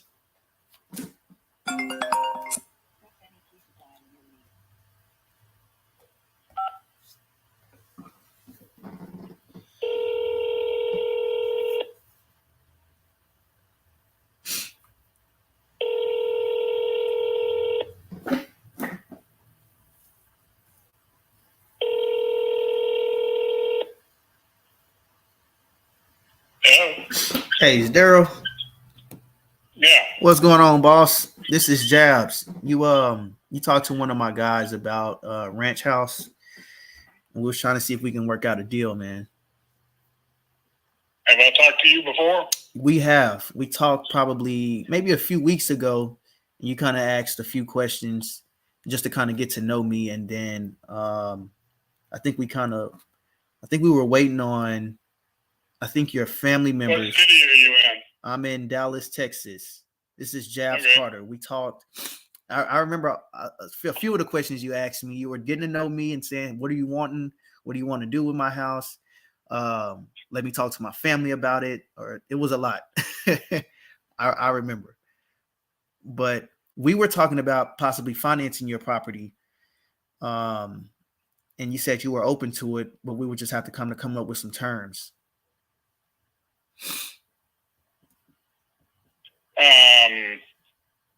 All that's been put on hold for about 3 months. 3 months. Before we can come back and revisit that maybe in 3-4 months. Okay. But right now all that's been put on hold. Okay. Is it kind of a little situation? Yep. Got it. All right, man. Let me see. 3 months from now is what? April, May, June, July. So you want me to hit you like by the end of July? Yeah, that'd be fine. Okay, perfect, man. All right, talk to you soon, boss. I appreciate it. Thank you. All right. Cool. Easy. So let's put that in our notes. On hold. Now, usually some people they would wait until like the end of July, but me, you never know what happens in between. So I'll hit him up every once a month. Hey, boss, what's going on? Just checking in. Yeah. We're not ready yet. All right, cool. Just following up, checking in. Next month, same thing. Hey, boss, checking in. What's up? Yeah. We're not ready yet. Okay, cool. Do the same thing again the next month. We're just checking up like once a month. We're not bothering him because he's not a hot lead. He's not somebody that I need to be focusing all my energy on. I realize that some people do that. They try to put all their energy and their focus on closing the lead that's not even a real lead. They're not even ready to sell. So why am I wasting my time trying to get into details with this person? And they're obviously trying to get off the phone. But yeah, so I'm going to just hit them up every once a month.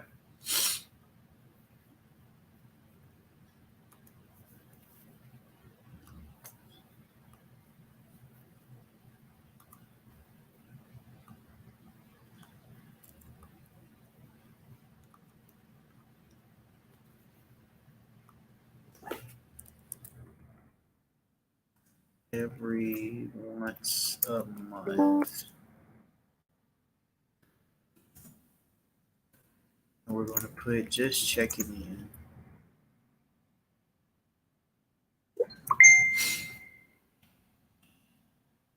Some people they may have their own way of doing things. Do I need cold callers? No, I need lead managers.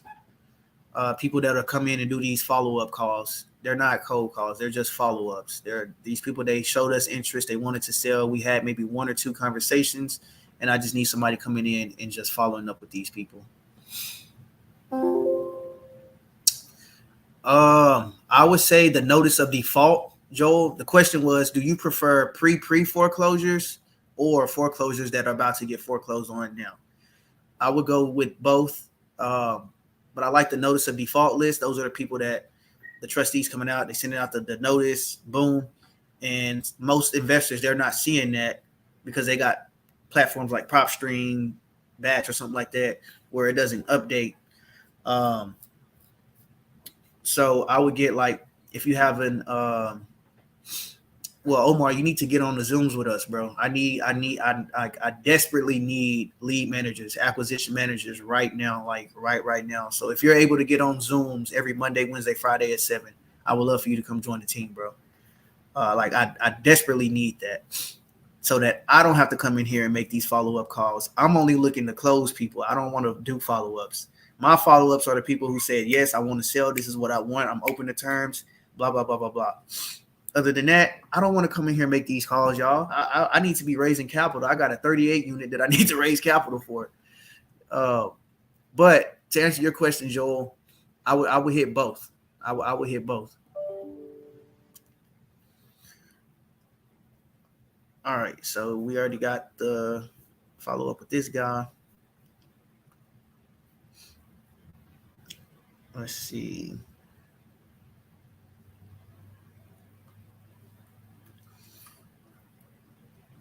She don't have anything. What about this person?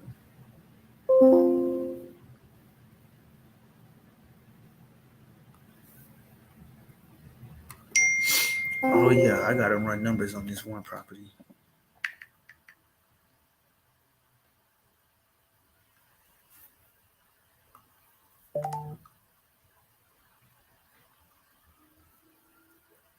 Let's go, Mark. Oh, we got a lead in Nevada. Wow.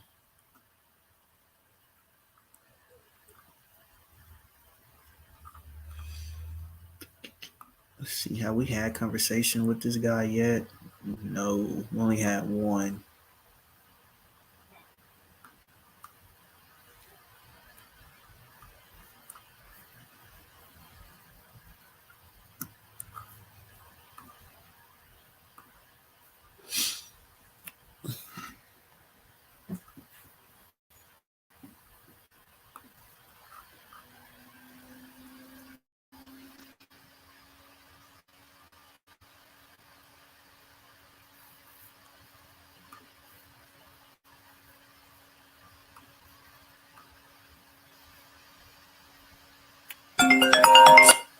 Key to dial your lead.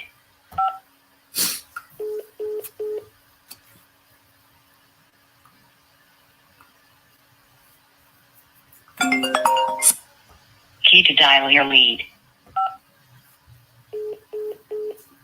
Dang, did you block my number, bro? Let's just follow up with him tomorrow. No, Monday. All right.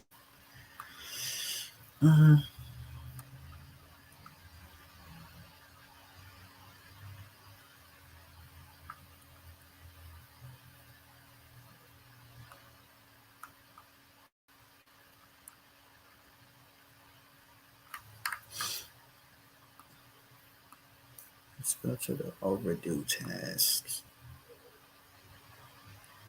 Oh, here's something in Georgia.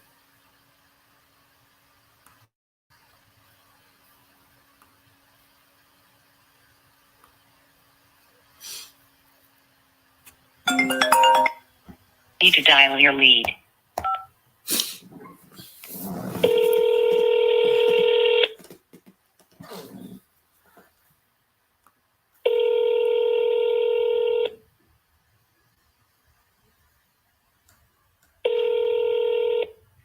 Hello. Hey, Patricia. This is Jabs. How you doing? Good. Hey, doing fine. Perfect. Hey, I know you're busy. I just wanted to ask a really quick question. I just wanted to see, did you ever get Blue Ridge Drive sold, or did you decide to just hold on to it?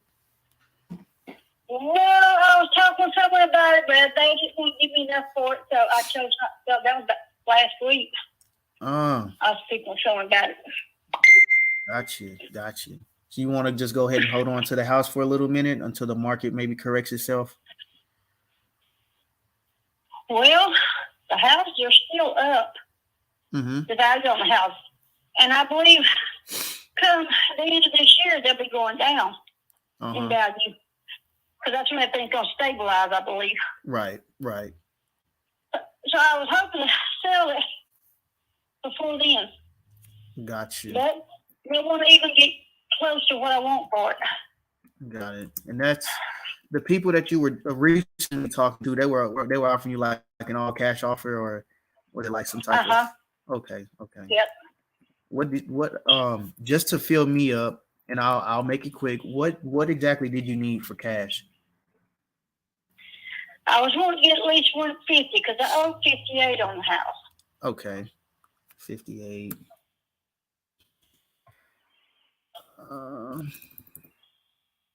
I need money to buy me surface. Once I get out of here.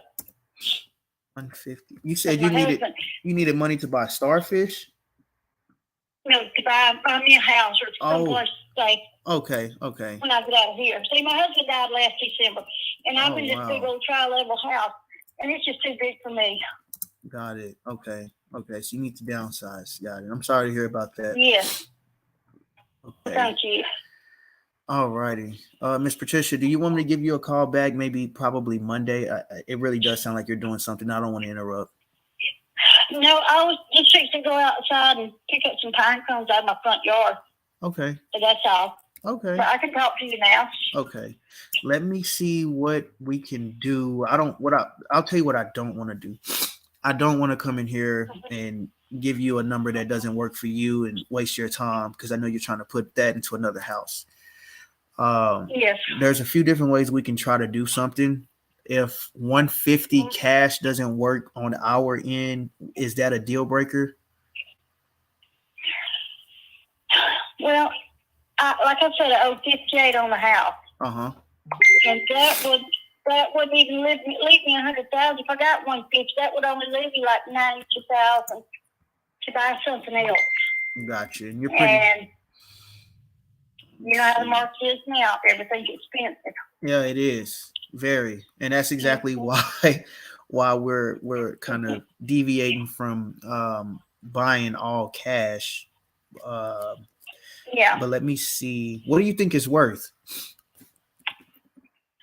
Well, I think it's worth at least 150. Okay. I mean, the house is in good shape. Roof don't leak. 2 bathrooms, 4 bathrooms. They're good.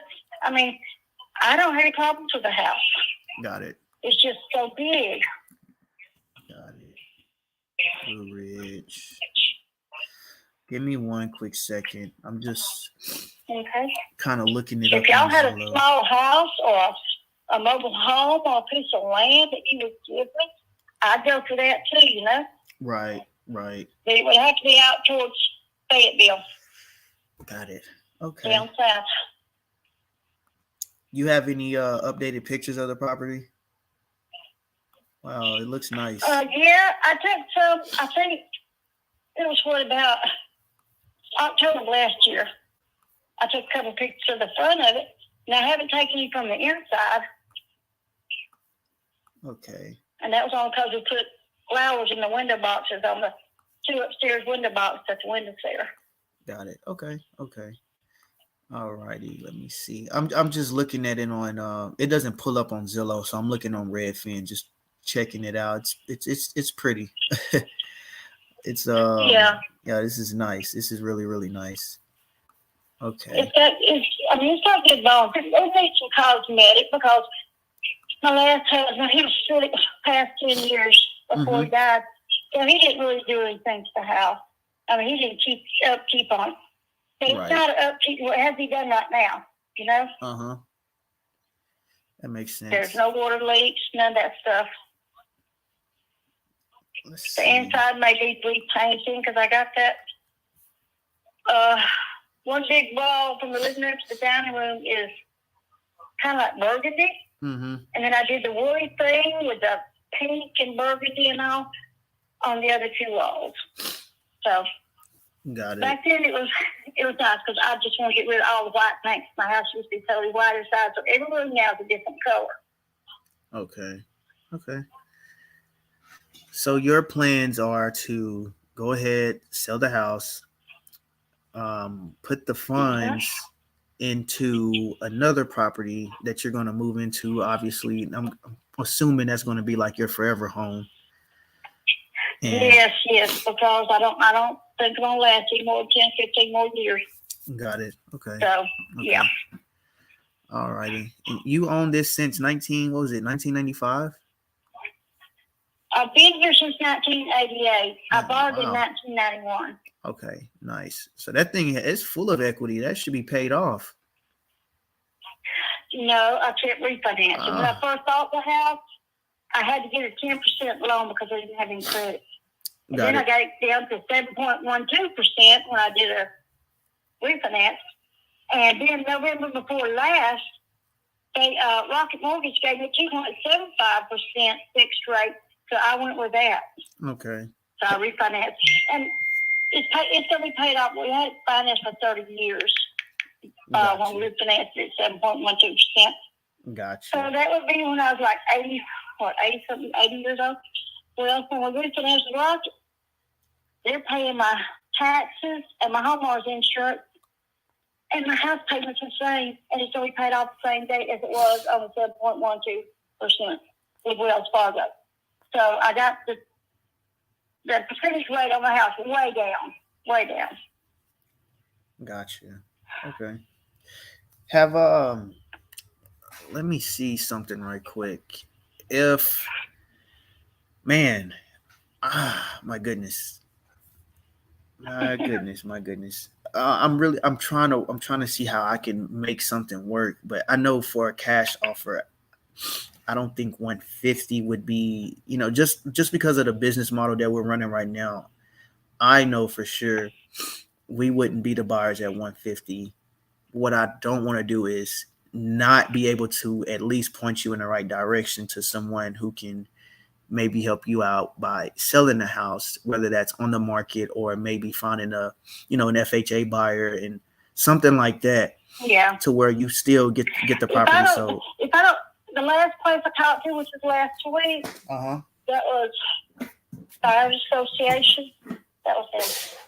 The guy told me then, and he's been really truthful up front. He said the best way for you to get that much money out of your house is get a realtor and sell it. And that is true, but they called me. I'm not really looking to sell my house. And I really don't want to go through this showing and all the other stuff of, people coming in and out of the house, them showing the house and all. I don't really want to go through that. That's why I think it easier if I just went to a cash buying place. Gotcha. But I don't have to move. That's just the thing. And my house payment's so low, I can handle it on my fixed income check that I get from Social Security. So I'm not really pushed to move it anywhere. Yep. Makes 100% sense. So what? Yeah. I have a quick question. Do you think, or what amount do you think you would have to put down on a new house if you're moving into a new home? I was hoping to just buy a very small house and just pay it off with cash. Gotcha. When you offer cash, people want to sell, Yeah. I really don't want to look at another mortgage. Okay. Mm-hmm. Got it. Because I had some type of solution where we can maybe give you enough to cover your down payment, put some cash in your pocket, and then we take over your mortgage. And what we'll do is basically refinance that house, the one that you're currently in, basically do a cash out refi, and you take that portion. Here's okay. Look, I'll be honest. Here's my goal. This is my goal right here, just so that you know. Okay. My goal is to get into this property with as less money out of pocket as possible, but also help you accomplish your goal.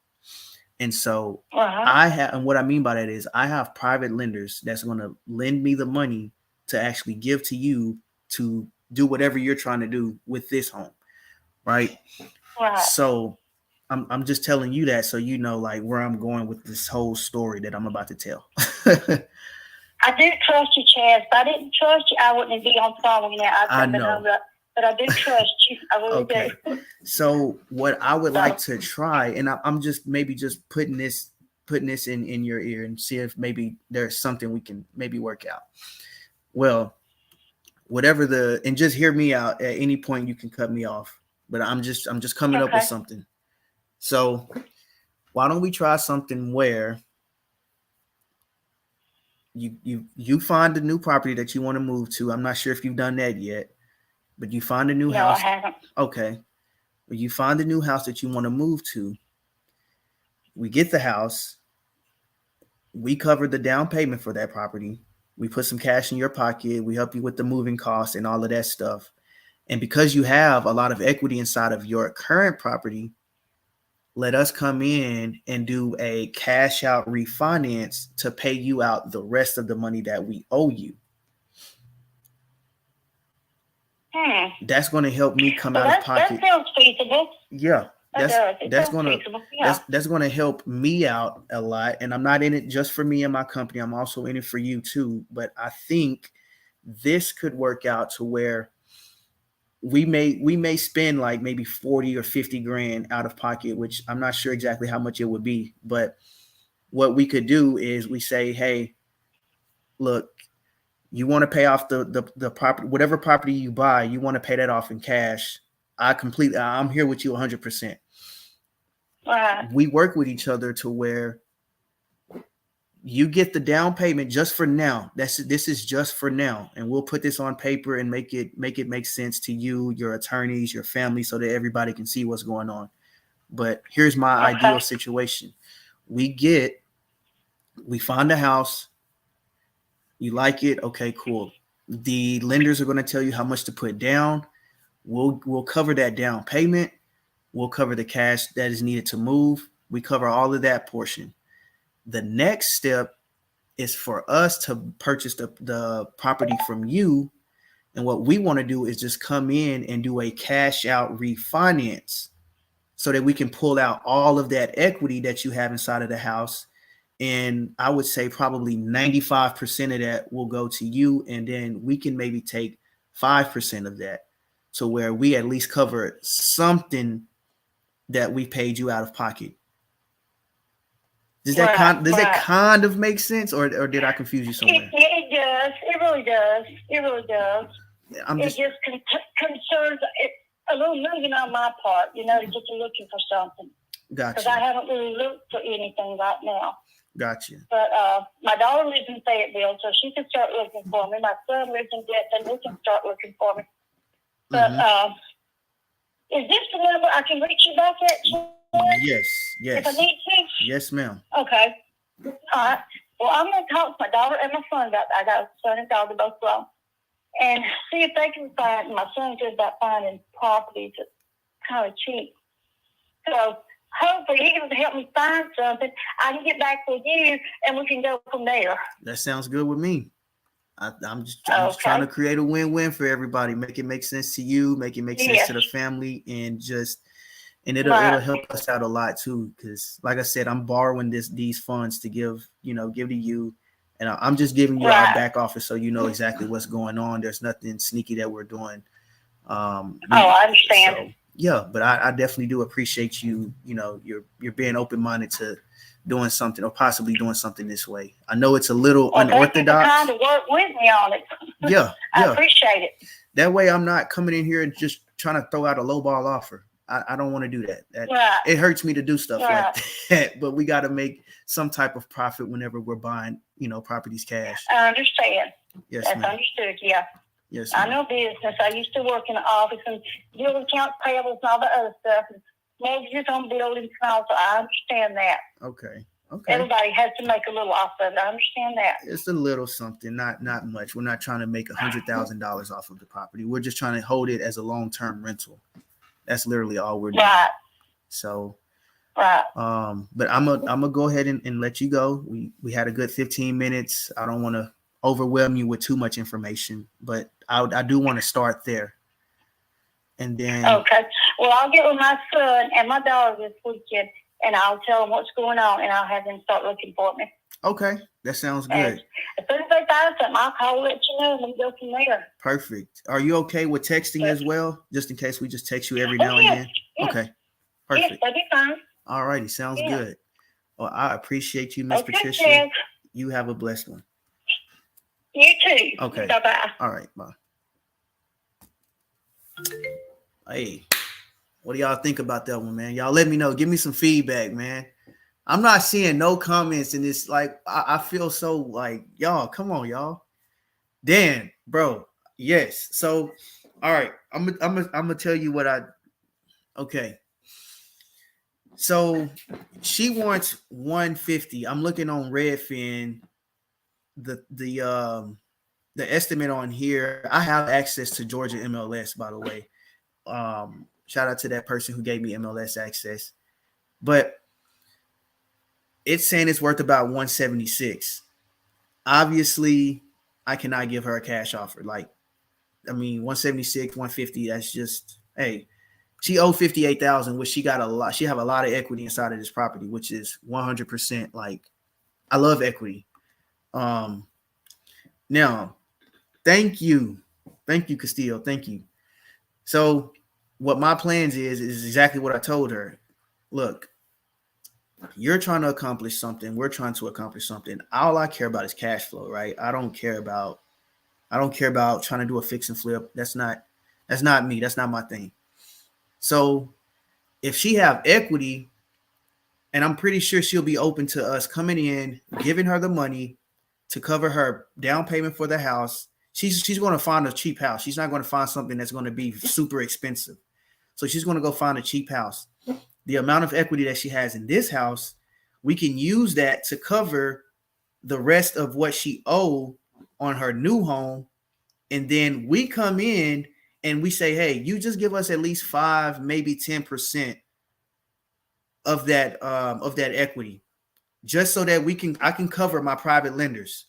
I want to make sure that I can cover them, at least get them 75% of their money back. I don't want to pitch all of those numbers because it will confuse her, but to y'all are kind of savvy. So I want to at least make sure that I can get my private lenders majority of their money back, if not all, just by simply asking her to give us a piece of her equity. The equity portion comes in where we can give her, like, I'm literally basically just giving her like her full amount that she wants, except she's just going to have to wait on the money. That's literally it. You're waiting because we have to do a cash out refinance. Transfer the deed over. The deed is now in our name. We can now go ahead and do the cash out refi. We pull out that money. We're not keeping all of that money. Majority of the money is going towards her new home so that we can get that paid off. And all we're doing is we're coming in, and now we have a brand new loan on this property. We're getting her loan paid off, and we're getting her loan paid off, and we're also making sure that her new loan that she just got into gets paid off. So if y'all have questions on that, y'all like drop some comments, like let me know, man. Like, let me know, y'all. But this is where I start cooking. Like, this is where I have fun. This is like, I'm creative. Like, you just got to find that solution for these people. Figure out like what's going on. What's your problem? Not even problem. It's not like real problems. It's like, what's your pain point? How can I figure out a way to make it work for you and for us? We're really trying to create win-win scenarios. We don't want to come in here. What I don't like to do is I don't like making lowball offers. I'll be completely honest. This is why I don't like doing cash deals, because I know I'm about to come in here and give you like a $45,000 offer. I don't want to waste nobody's time doing it. Now, if I'm wholesaling, obviously, then I'll make it. Like, I'll do that. How long is she waiting to get cashed out? That's a really good question. So right now, it's kind of up in the air. It's really up in the air. She wants to get at first. I'm helping her. I'm letting her know, like, let's find a new house first. Let's start there. I don't know if you heard the previous conversation with someone else that said that they want to sell their house and they want to move into another one immediately. Well, first things first, we got to find a new place first, and then we can talk about selling this one.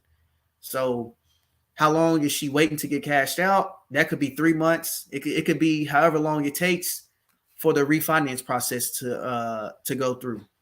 So, but first things first, she got to find her a house first. We got to make sure she finds that. Man, I've been on her for 2 hours. Nice. All right, cool. Okay. Finding ideas opposed. So my boy Dan, I appreciate you. You still in here, bro? He said, I like how you kept massaging that lead and providing her ideas opposed to just letting go to 150 cash offer. Yeah, 100%, bro. Yeah. So Jordan, yes, I am going to do a refi ASAP, a cash out refi, like ASAP.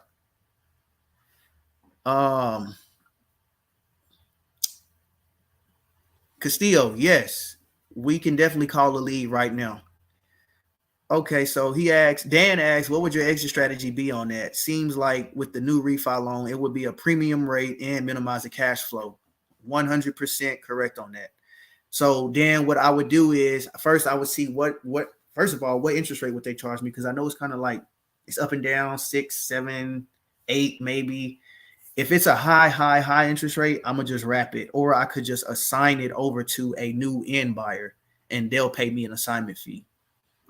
Or if it's in a good midterm rental area, I will partner with somebody who's good at midterm rentals. Partner with somebody who's doing sober living. I will partner with people that's doing like these bigger exit strategies versus just a long-term rent, right? So I probably wouldn't hold it as a long-term rental. I mean, I'm gonna keep it, but I probably would just partner with somebody that has like that type of experience with the sober living facilities, maybe group homes or something like that. That would be my ideal exit strategy with an interest rate of 6 up to 8%. I'm hoping I'm making sense to everybody, but I feel like I'm cooking right now. So, but y'all, let me know how was that call. If y'all think that was a really good call, can y'all drop some fires in the chat? Like, I need to know. or if it was a trash call, put some thumbs down. Like, I'm open to criticism. But I want to hear y'all's thoughts though.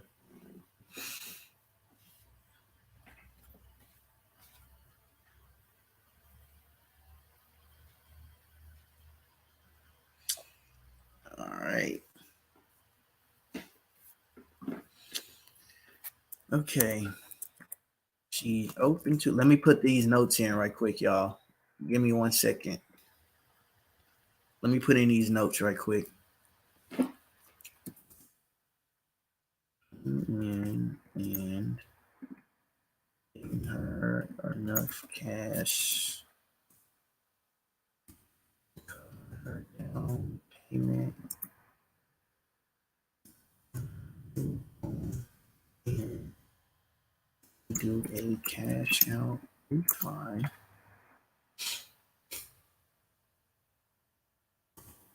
To pay off her home.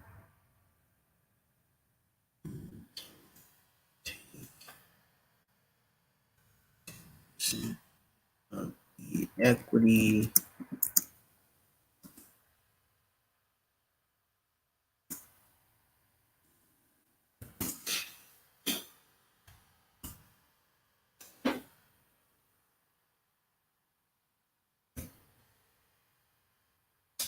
I'm gonna say that's probably a 3-month process, somewhere around there. But she's in no rush, which is good. I like when people don't have to rush. I like that.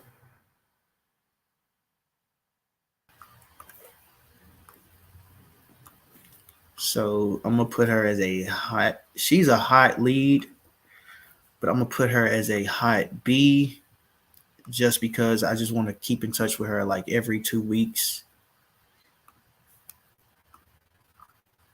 So see if they found a house every time. All right. Y'all are hearing me live on the call. So yeah, bro. You know, I'm never pushy with leads. Like you can't be pushy with these people. I'm glad you brought that up. And so I'm gonna save this video on my Instagram, and I'm gonna also save this on my YouTube. Instagram, if y'all can do me a favor, go ahead and subscribe to my YouTube channel, Jabs_Carter84. Again, that's Jabs_Carter84. That will help me out a lot. Y'all, I'm gonna start converting y'all from here over there to my YouTube.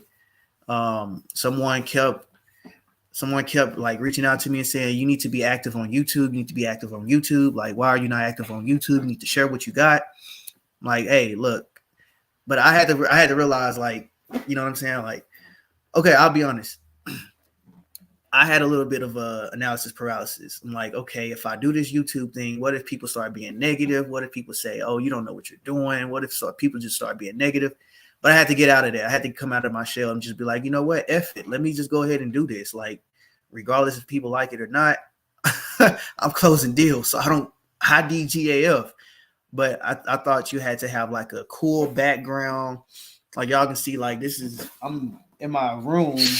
You know what I'm saying? Like, this is not the coolest background. Like, I was overthinking everything. I got to have a cool background. I got to have some intro before I get on here. I got to have all of this and that. And then I was like, you know what? Forget it, bro. That's like a bonus to people, but people want to see what you're doing. And then like, they want to know how are you doing what you do. So here I am. But y'all, if y'all can, just subscribe to my YouTube channel. Please like these videos. Now I see why people be like and subscribe to my YouTube channel, because it actually does. It's like a YouTube algorithm where if you get like a certain amount of views or something like that, I think you can get like, I don't know. Maybe I'm just talking, but I would like to have like 500 subscribers on my YouTube before June. I think I got like 150 right now. So I'm trying to get up there, y'all. Y'all help me out. Let me check on my Facebook right quick. Yeah. KD, I'll leave this live up for you, bro. What's up, family? Um, let's see. Yes, Castillo, I'm happy I did too. Let me check your message right now so that we can hop on that call right quick. Oh, this is a good one. All righty. Y'all give me like 2 seconds, y'all. Yeah, Jordan, you're right. F them, bro. F them. What's up, homie? Look at the always be closing leader on here. That girl's a busybody. What's up, Maria? So Maria, if you can subscribe to my YouTube channel, Jabs_Carter84. I know you know how to close deals, but I do a lot of like lives. I do a lot of like, you know, I'm gonna start doing a lot of underwriting so people can see. Hopefully we can figure out how I can underwrite like live on YouTube and all of that stuff. But yeah, if you can, please do that. I'm trying to get my brand out there and all of that stuff. I really don't care about getting the brand out there. I just want people to see what I'm doing. But I'll tell y'all my purpose of doing this whole YouTube stuff. I want free leads. Real talk. Like, I want free leads. I want to be able to lock up y'all's leads, pay y'all. I'm down to partner. If y'all want to partner on deals, I'm definitely down to do that. But my purpose of doing this whole YouTube, I'm still learning it, but I just want to be able to show people what I'm doing so that they know exactly what I'm doing. And all it's going to do is just bring me free leads. That's literally it. And then I like hanging out with people. So one of my plans is like to I want to travel to like all of my properties because I'm buying in Texas, Georgia, Virginia, Florida, Ohio, North Carolina, Tennessee, Wisconsin. So I'm in a few different markets, and I plan on like just driving to like driving, flying, or wherever to each and every one of my properties just to say I did it.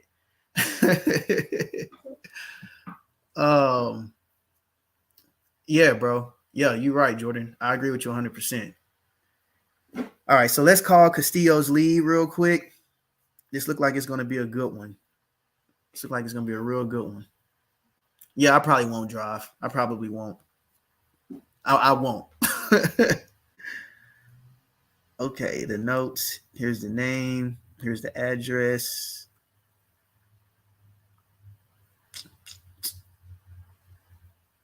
Got the phone number. It says, oh, it's in Cyprus. 1 bed, 1 bath. Reason for profit. Asking price. No price in mind. How soon to sell ASAP. Call back anytime. His estimate is like $387. PO said tenants' monthly rent will increase by 5% annually. It's in great condition. He is motivated to sell, but we'll need to figure out a creative way to make this work for an investor if possible. All right. Let's go ahead and let me put this lead in the Castillo. If it's okay with you, I'm going to put this lead inside of my CRM so that I can we can stay in touch just in case they don't answer the phone today. But we can stay in touch with them, and they'll, you know, you'll know that. Just know I got you, bro.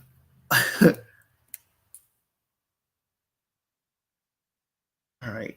This person name is, what was that? Oh, okay, Benjamin. All right, cool.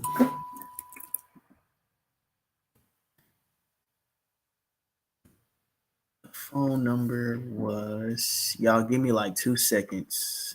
Give me 2 seconds. What was that phone number? 243.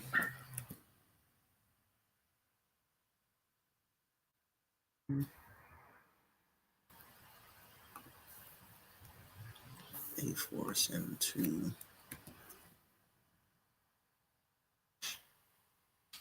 And this is a referral lead. Boom. Let me put these notes in here.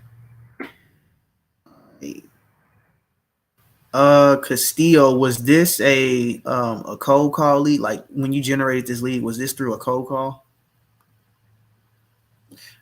Jordan, no. I'm not on Zoom right now. It's going to be at 7 today, bro. Let me put my phone on the charger. Give me 1 second. I wish I can show y'all my setup. I had got a good thing I like about real estate and knowing how to come in and take over people's property sub too is that you can get free stuff. Like they'll tell you like, hey, I don't want anything that I left behind. You can keep it. So I got a free desk and a free chair. Let's see. Let me see something. Andrew, what's up, man? I'm just over here making these calls. I'm about to call somebody's lead right now. Andrew is a very, very, very, very, very good contractor. And he's good at sales. So if y'all on my Facebook and y'all see that comment right there, y'all probably want to inbox him, ask him what type of work he does and all of that stuff. And I can't wipe my camera lens. It's not my camera. It's not the lens. It's the what is this stuff? What is this? Hold on. I know what you're talking about, but it's not the camera lens. It's because I'm doing this from the webcam.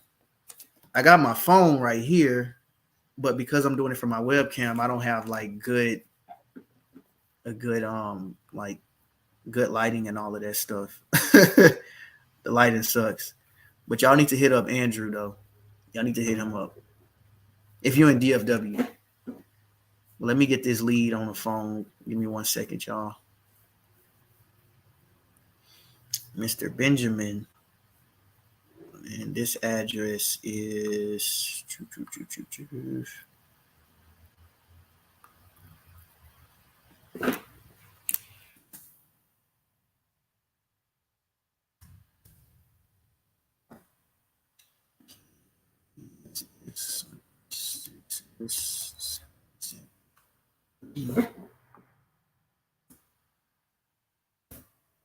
it'd be a nice crib too.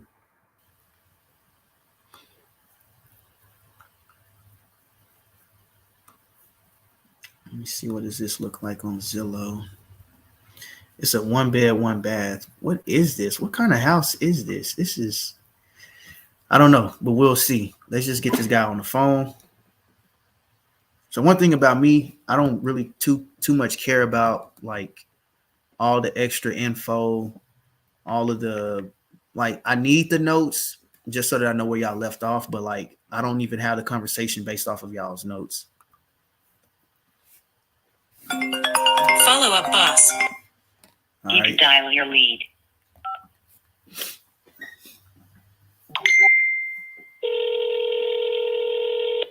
Okay. All right, perfect.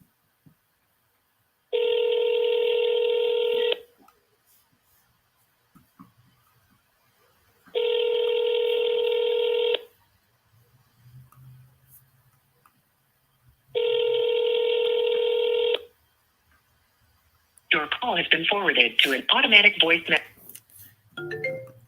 Yeah, I do the triple dial, y'all. Never be afraid to triple dial somebody.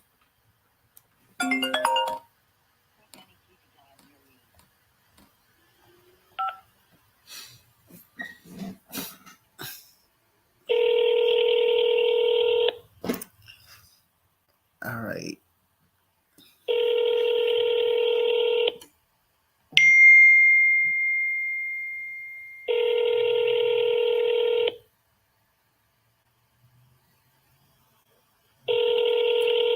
Boom, boom. Your call has been forwarded to an automatic voice message system. 21424. All right, let's try one more time.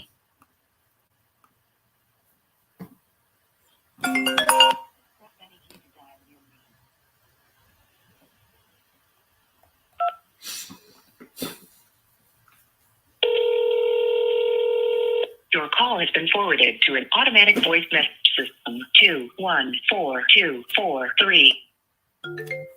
All right, I'm gonna send him a quick text.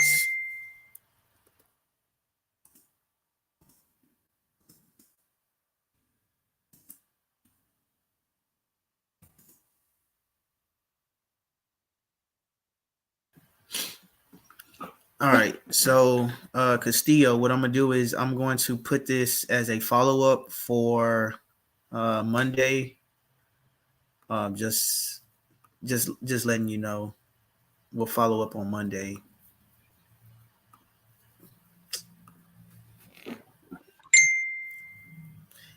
Oh, one thing that I'm going to need is your phone number and your email so that I can keep you updated on this lead. And I appreciate the prompt responses that you're giving me.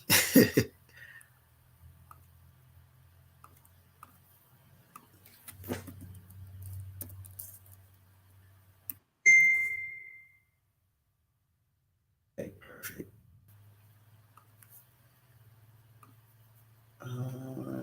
Renata Castillo, Neta.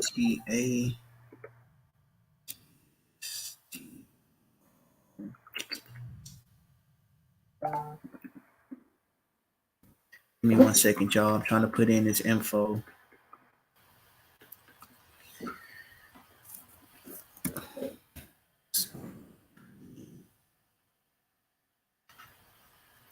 Two 5 9.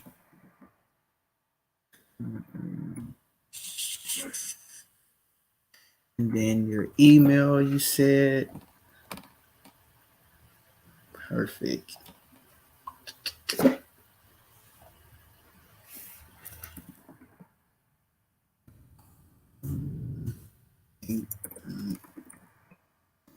All right, perfect. Okay.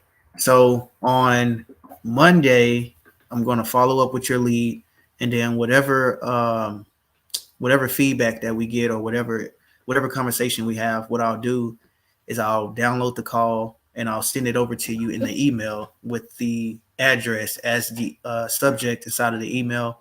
And then I'll just let you know, like, hey, here's the last conversation we had. This is the next steps, blah, blah, blah. So that way you know what's going on. If once you reply, just reply inside the email thread so that we know exactly, because I'm not the only one who have access to my email. I have a team and they all have access to my email. So instead of like you texting me or anything like that, just reply in that email thread just so that we all are on the same page with the same lead. But I'm talking to like everybody that sends me leads. Okay, so we're going to mark them as a warm, no contact lead. And this is what I love about Follow Up Boss. I can just activate like an action plan. So this person that didn't answer the phone in 3 calls, what I'll do is I'll set them as first, when they first come in, we'll set them as a warm lead, no contact, meaning they're warm, they want to sell, they know what they want, blah, blah, blah. But we just haven't gotten in contact with them. So my system, what it automatically does is it sets it up to where we have like 6 different tasks. You got call 1, call 2, text 1, text 2. And then you have like a, what do you call it? Like a cliffhanger voicemail. Like we got different tasks for different action plans, which is pretty good. And Follow Up Boss, they know how to, whoever made this, I love them. Because it's easy to use.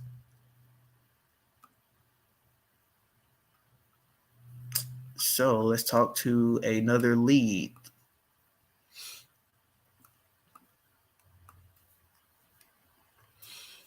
And the reason why I'm doing these, one reason why I'm making these calls during live is because y'all are pretty much keeping me accountable, making sure that I make these follow-up calls.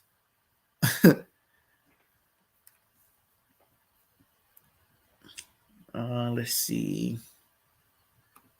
Who can we call next?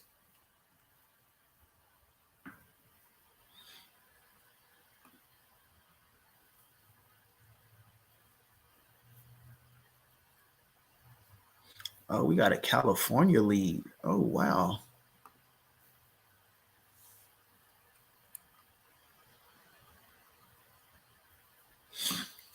They're behind $50,000. Applied for forbearance, not yet approved. 1,400 PITI. Down payment, they want 80,000. 3-year balloon. Wow. I think I remember this lead.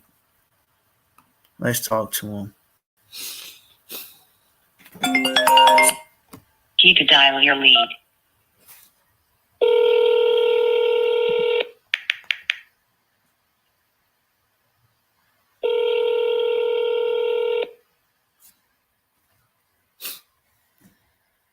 Can y'all hear loud and clear Instagram?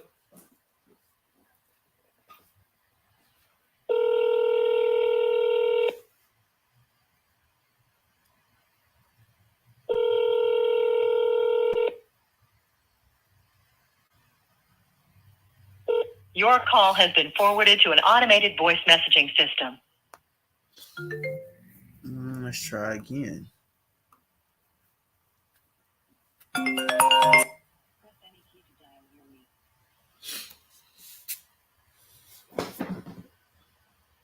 Press any key to dial.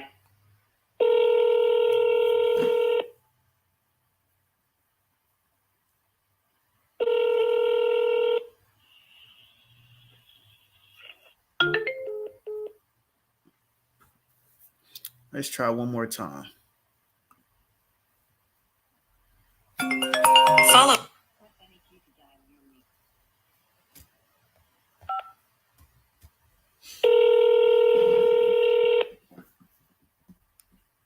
Your call has been forwarded to an automated voice messaging system. Justin Winters. Is not available. At the tone, please record your message. When you've finished recording, you may hang up or press 1 for more options. To leave a callback number, press 5. Hey, boss. When you get a chance, give me a quick call back. This is in regards to. Boom. So he's gonna call me back. This is in regards to what? What are you calling me about? Boom. Now we just finally got in contact with this person. I learned that from somebody. And I've been doing it ever since I learned it. It always works. She's sitting off on her property. She said, yes, it's over 100K, but then stated she didn't think it was even worth that much. After talking with her, she changed her mind and said she isn't interested. I believe she could get the 100K, but she changed her mind. I'm not sure what to do with the lead. I look forward to hearing from you. Thanks.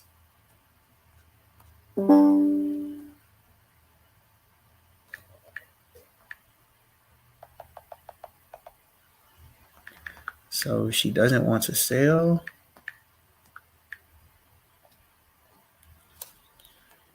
All right.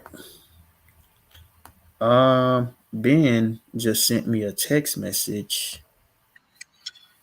Oh, here he told you y'all. Caller.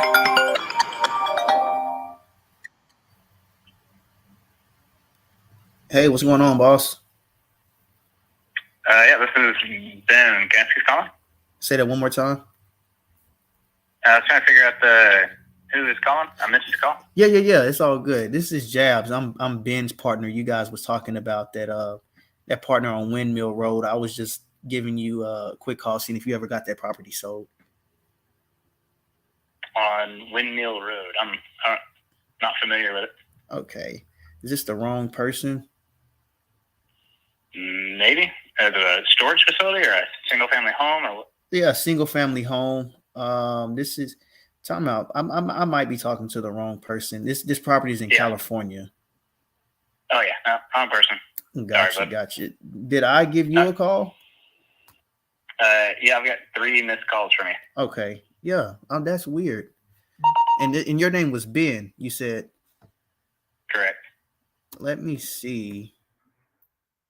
Benjamin. Yep. In Cyprus. Okay. All right. I apologize, man. I'm making my calls right now, and I'm talking to so many people, so I apologize about that. I have a property in Cyprus, so I think that it's a rental property I'm trying to sell. I don't know if that was it. Yeah, that is the one. It's right off of Lewis Drive. So correct. My apologies, man. No, but all good. I get it. I'm working on the storage side of things. I get it. I get names and which facility are you with? That kind of thing. Yep. All good, man. But so this property, this was sent over to me by one of my partners, and usually what I do is I just kind of see what we can do with the property, see if we can maybe keep it as a rental or something like that. I'm pretty sure, as you know, interest rates are kind of crazy right now. So I do got to ask you a painful question, man. Would you consider financing this property if we give you what you want?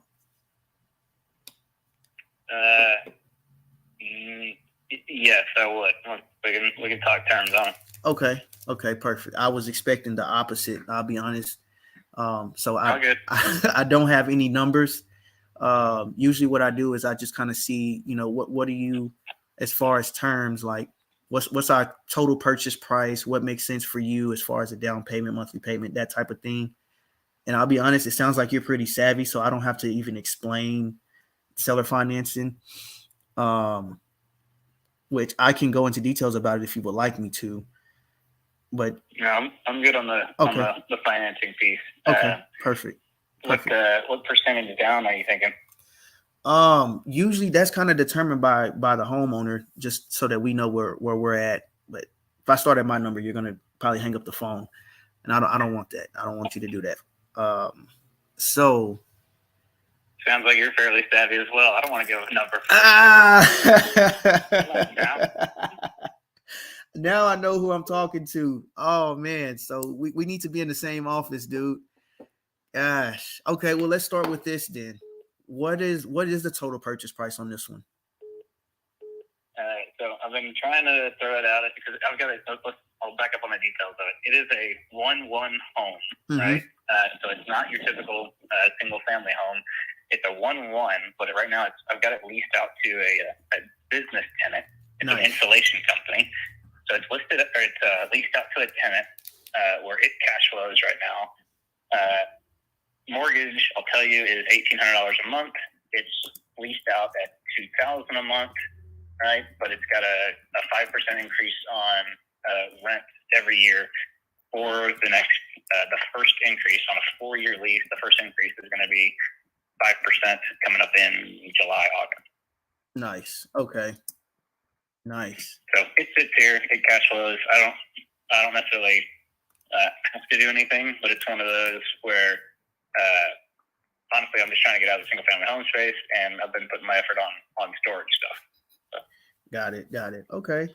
I like that, man. I appreciate the transparency, especially renting it out for $2,000 and PIT out is $1,800. What's the interest rate on there? Like 3.2 or something. Dude, I have to buy this. Exactly. So like we got to figure something out because I am looking for some cash that I'm trying to turn around and put over onto some storage facilities. So that's why I'm interested in the French Savings Down. So we can figure something out as far as I got a 3-2 loan on it. We just got to continue to talk. So. Okay. Do you want to carry this conversation another day, or do you want to kind of see if we can come up with maybe today? Yeah, let's try and figure something out. Can we do it like Tuesday next week? Because I'm sitting outside and it's freezing and raining. Okay, yeah. Let me get you off the phone, man. I'll set it up for Tuesday. What would be the best time? Afternoon would be better.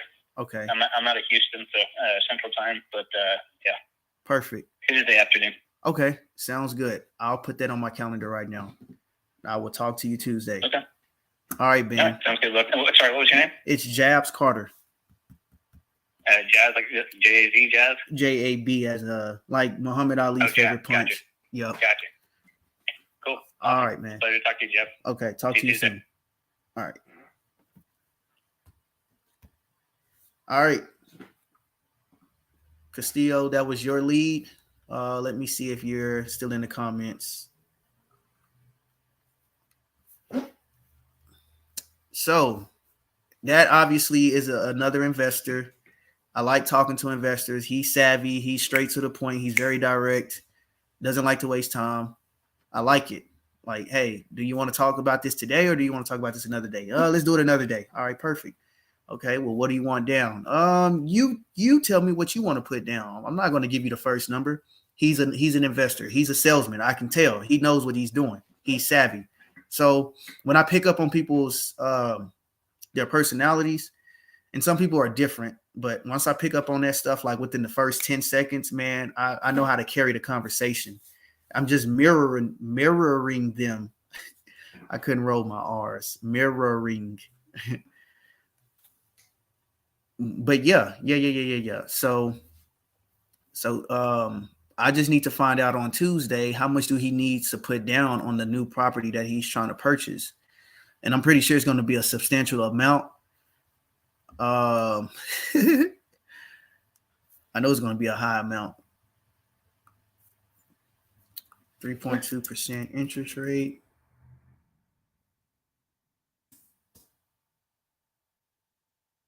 Needs to put the cash into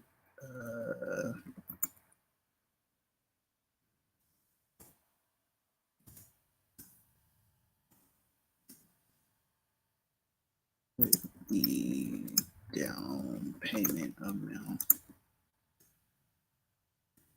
With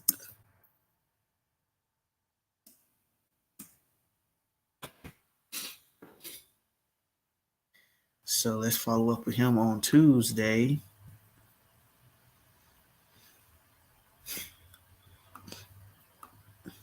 Afternoon.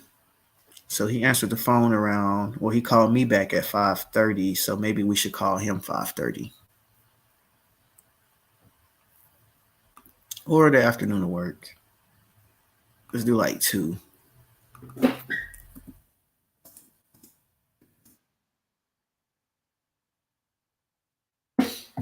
All right. Y'all, give me y'all's feedback on that call.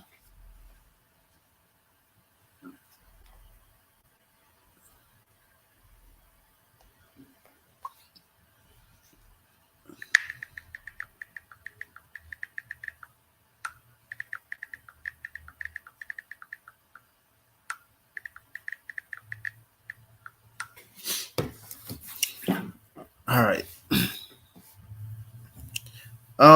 So I can ask that on Tuesday whenever he's in a rush. So I usually just kind of give people their time. I'm gonna ask all of the other questions Tuesday. Let me see something right quick, y'all.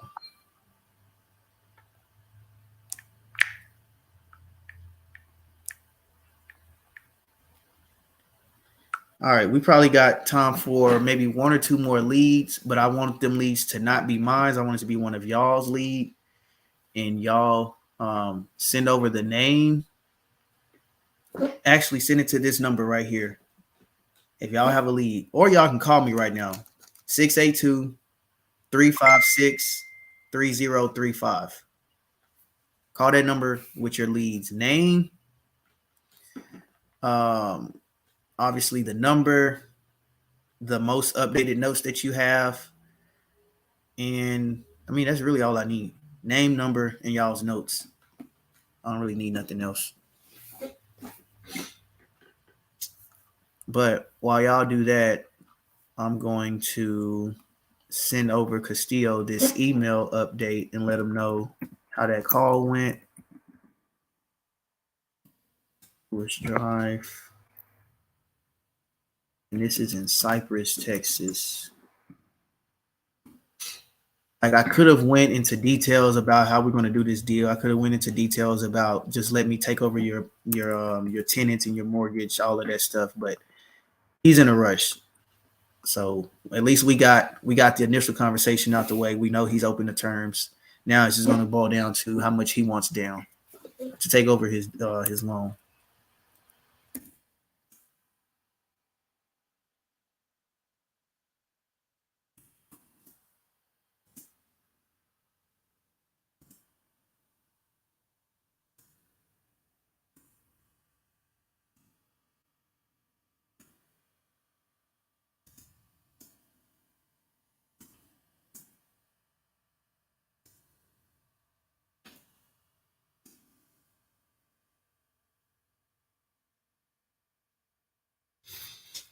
All righty. I'm almost done putting in these notes, y'all. I'm almost done.